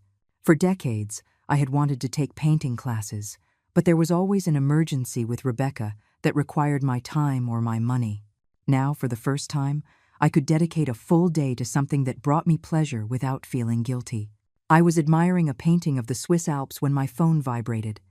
This time it wasn't Rebecca. It was a number I recognized immediately. My old job at the hospital. I answered, intrigued. "Julieta?" "This is Dr. Martinez," said the familiar voice of the woman who had been my boss for the last 10 years of my career. "I just received the strangest call from your daughter. She says you've disappeared and wanted to know if we knew anything." "I haven't disappeared," I replied calmly. "I've simply moved and started a new life." "Really? That's wonderful. I always thought you deserved to enjoy your retirement without so many family worries," the doctor said with genuine joy. "May I ask where you are?" "In Switzerland," I replied, surprised at how natural it sounded to say. "I'm exploring the possibility of staying permanently." "Switzerland? What an exciting adventure. I'm so happy to hear you're finally doing something for yourself." Dr. Martinez had witnessed many occasions where I had to miss work or cancel extra shifts because Rebecca needed something urgently. She, better than anyone, understood the constant sacrifice that being Rebecca's mother had entailed. "But Julietta," she continued, "your daughter sounded quite desperate. She asked me that if I spoke with you, to tell you it's a family emergency." "Did she tell you what the emergency was?" I asked with curiosity. "Something about financial problems and the children needing you," the doctor replied. But honestly, after hearing her demands on the phone, it sounded more like manipulation than a real emergency. It was comforting to know that people who knew us both could clearly see the toxic dynamic that had existed between Rebecca and me for years. "Thank you for calling me, doctor. And don't worry, there's no real emergency," I assured her. After hanging up, I decided to turn my phone off completely for the rest of the weekend. I needed mental space to process everything I was experiencing and to make important decisions about my future. On Sunday, I joined a group tour to visit the mountain villages around Zurich. It was a group of 12 people, mostly retirees like me, all seeking adventure and new experiences. During the bus ride, I struck up a conversation with a woman named Ingrid, a 71-year-old German woman who had arrived in Switzerland 2 years earlier. "What brought you here?" she asked as we admired the scenery from the window. "A daughter who told me her biggest birthday wish was for me to die," I replied without a filter. I no longer had the energy to sugarcoat reality. Ingrid looked at me with wide eyes. "Really?" Completely serious. After financing her house, practically raising her children, and sacrificing my retirement for her needs, she told me that my presence in her life was an unbearable burden. "My God," Ingrid murmured. "And what did you do?" "What she asked me to do. I disappeared from her life, and here I am." Ingrid smiled with admiration. "You are very brave. It took me 5 years to make the decision to walk away from my toxic family. My son and daughter-in-law treated me like an ATM with legs." For the rest of the day, Ingrid and I shared our stories. She had come to Switzerland after realizing that her adult children only contacted her when they needed money for their vacations, their new cars, or their whims. When she decided to set boundaries, they accused her of being a selfish mother and threatened to not let her see her grandchildren. "The first few months were difficult," Ingrid confessed as we walked through a medieval town. "The guilt was eating me alive. I thought maybe I really was selfish, that a good mother should always sacrifice for her children." "And what changed your perspective?" I asked. "I realized that my children never wondered if I was happy, if I had enough money for my own needs, or if my constant sacrifices were hurting me. They only cared about what I could give them. That's not love, Julietta. That's exploitation." Her words resonated deeply in my heart.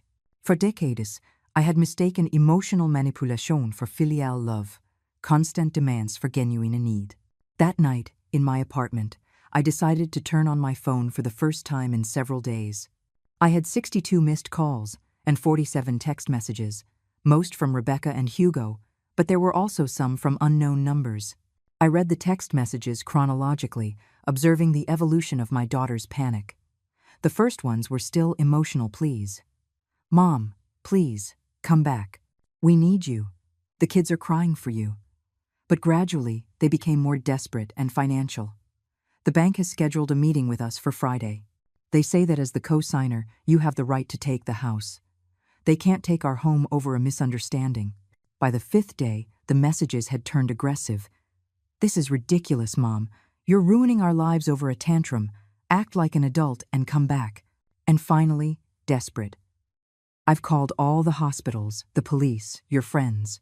Nobody knows where you are. If something happens to you, it's going to be my fault. Please, just tell me you're okay." It was fascinating to observe how at no point did Rebecca genuinely apologize for wishing me dead. At no point did she acknowledge the cruelty of her words or express real remorse. Everything revolved around the negative consequences my absence had for her. I decided to reply one last time. "I am perfectly fine and happier than I have been in years. What you are experiencing now are the natural consequences of your actions. I hope this experience helps you understand the value of the people you love before it's too late with others in your life." The reply came immediately. "Please, Mom, we can fix this. I promise I will never say horrible things again. Just come back." I wrote my final response. "Empty promises don't mend broken hearts, Rebecca. The words you said to me revealed what you really think of me. You can't take back that truth with desperate promises. After sending that message, I blocked her number and all numbers associated with Hugo. I also blocked the unknown numbers that had been calling me. It was time to close that chapter for good. On Monday morning, I met again with Herr Moller to sign the papers that would allow me to reside permanently in Switzerland. I also made arrangements to permanently transfer my American pension and begin the process of selling my apartment in my hometown. Are you sure you want to make this permanent? Herr Moller asked me. It's a very big decision. I have never been more sure of anything in my life, I replied, signing each document with a steady hand. For the first time in decades, I am making decisions based on my own happiness, not on the demands of others. That afternoon, I received a call from Elvira, my neighbor and accomplice. Her voice was excited. Julieta, you have to hear this, she said. Rebecca came to my apartment yesterday crying hysterically. She begged me to tell you to come back, that it was all a terrible misunderstanding. And what did you tell her? I asked. I told her the truth, that what she had said to you was unforgivable, and that if I were you, I would have disappeared forever too. You should have seen her face when she realized that even the neighbors knew how cruel she had been to you. Did she mention anything about the financial problems? I asked with curiosity. Oh yes. She told me that without your help they can't pay the mortgage, that the bank is pressuring them, that Hugo can't find a stable job, and that the kids need things for school they can't afford. Basically, she realized everything you did for them once she lost it. It was exactly what I had expected. She didn't miss me as a person. She missed my function as a financial provider and problem solver. Elvira, I said, when anyone asks about me, especially Rebecca, I want you to tell them that I am dead to them. Because, in a way, it's true. The Julieta, who constantly sacrificed for an ungrateful daughter, really died on her birthday. I understand perfectly, Elvira replied. And you know what? I think it's the best death you could have chosen.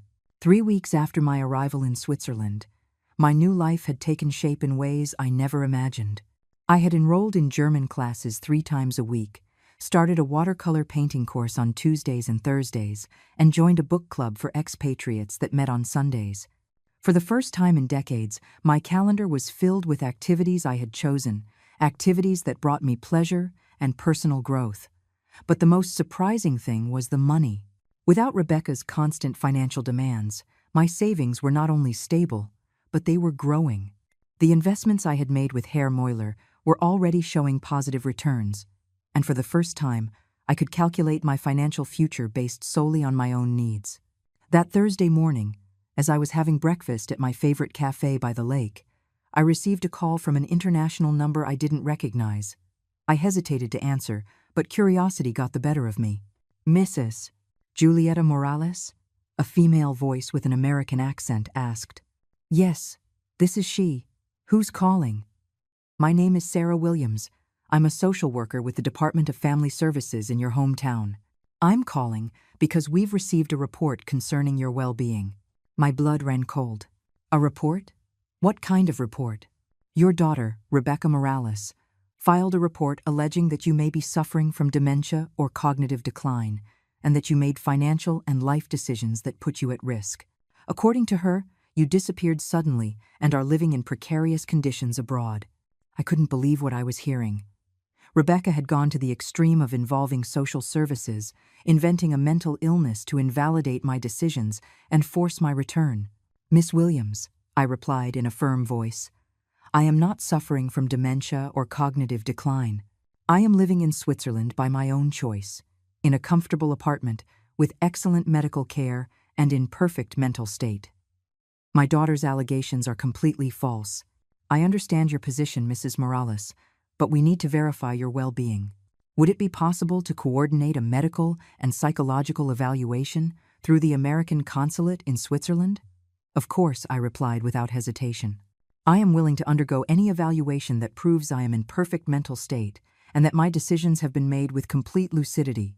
After coordinating the details for the evaluation, I hung up the phone feeling a mix of anger and disbelief. Rebecca had crossed a line from which there was no return. Not only had she wished me dead, But now she was trying to destroy my mental credibility to regain control over my money and my life. I immediately called my lawyer, Anselmo, in my hometown. "Giulietta," he greeted me with concern. "I'm glad to hear your voice. I've had a very interesting week with your daughter." "I can imagine. I just spoke with social services. Rebecca is accusing me of dementia." "That's not all," Anselmo sighed. "She also hired another lawyer to try to challenge all the legal changes you made before you left. She's claiming you weren't in your right mind when you signed them." "Can she do that?" "She can try, but she has no solid legal basis. I have recordings of all our conversations where you clearly demonstrate total lucidity. Besides, the fact that you meticulously planned your departure and are living independently in Switzerland contradicts any allegation of cognitive decline." "What else is she doing?" "She has tried to access your bank accounts, claiming concern for your well-being.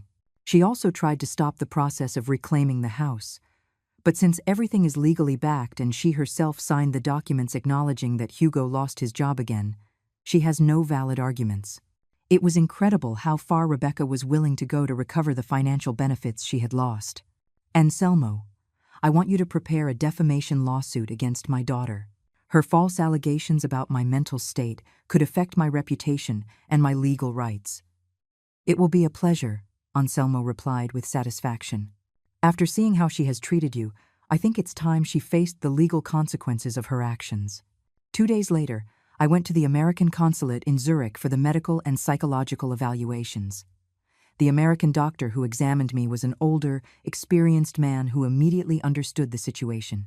"Mrs. Morales," he said after a thorough 3-hour evaluation, "not only are you in perfect mental state, but the decisions you have made demonstrate admirable lucidity and courage.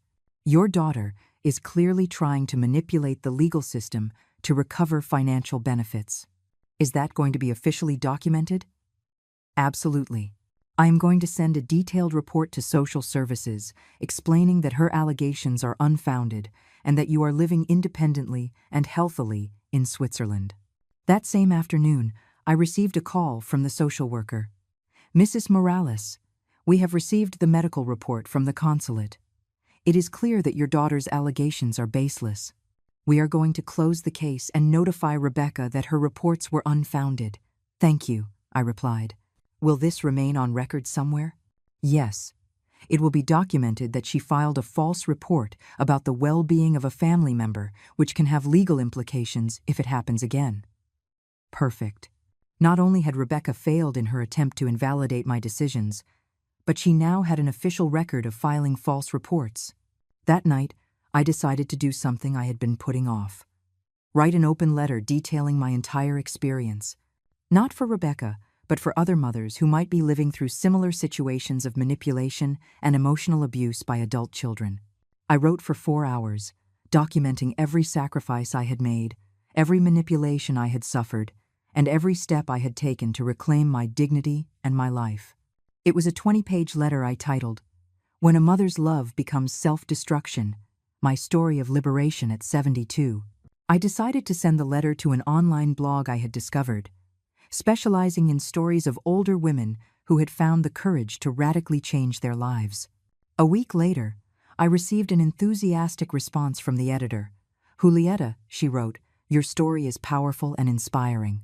We have received hundreds of comments from women who completely identify with your experience.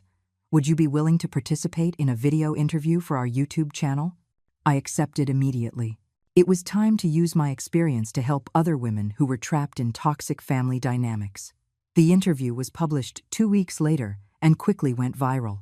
Thousands of women shared similar stories of adult children who manipulated them emotionally and exploited them financially. The comments were a catalog of pain and recognition. "My 40-year-old son lives in my house, doesn't pay rent, and yells at me when I ask him to look for a job," one woman wrote.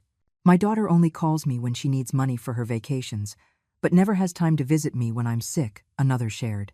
"I thought I was the only mother who felt used by her own children," confessed a third.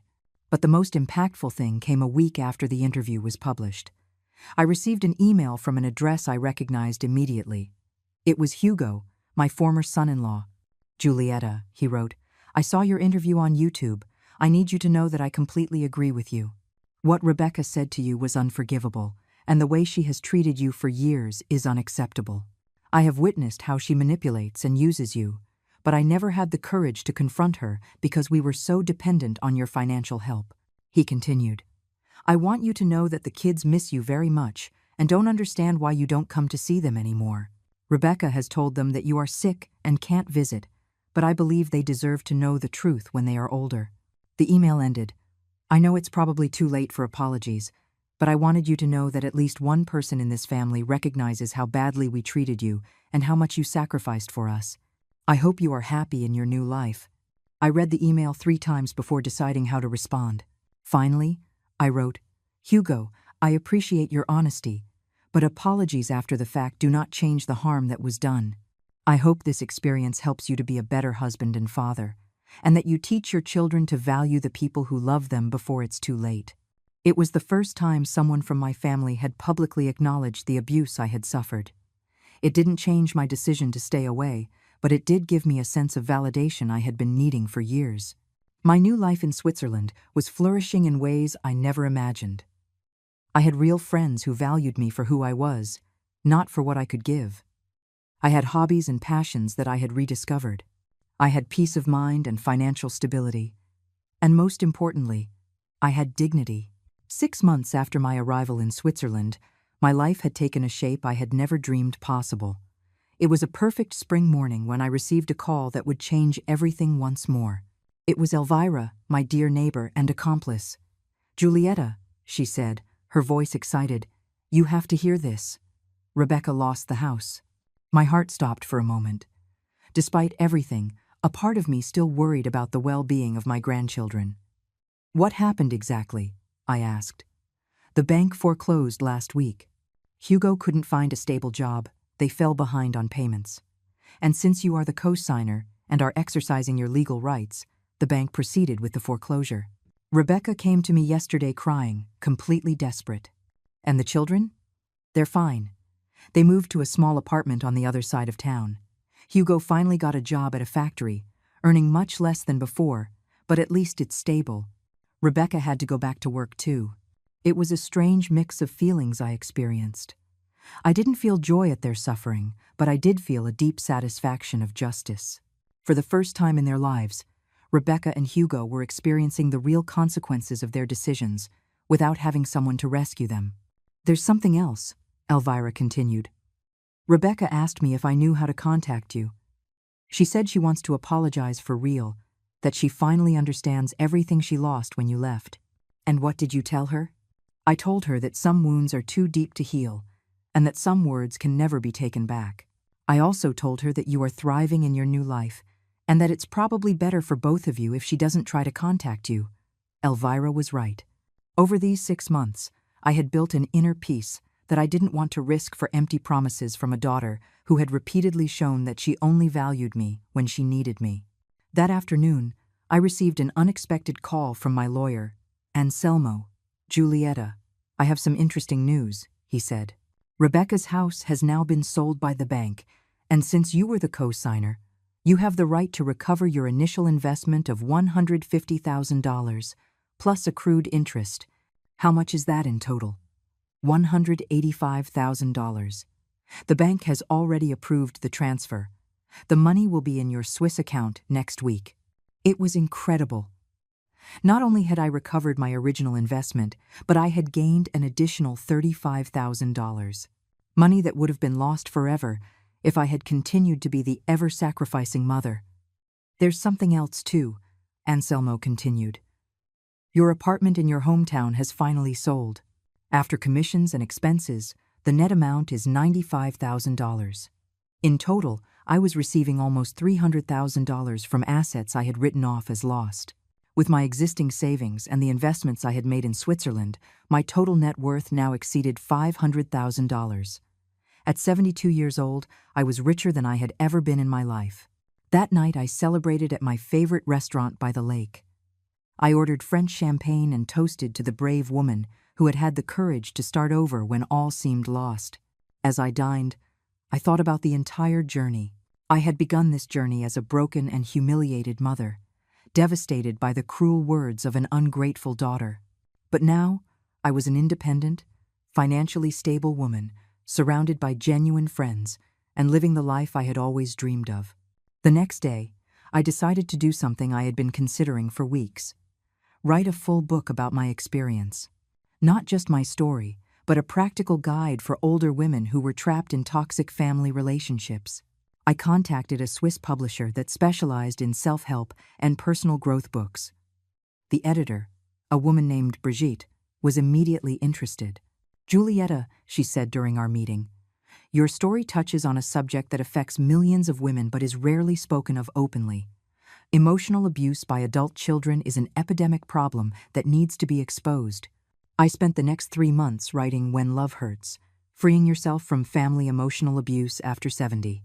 The book documented not only my personal experience, but also practical strategies for recognizing manipulation, setting healthy boundaries, and finding the courage to prioritize one's own well-being.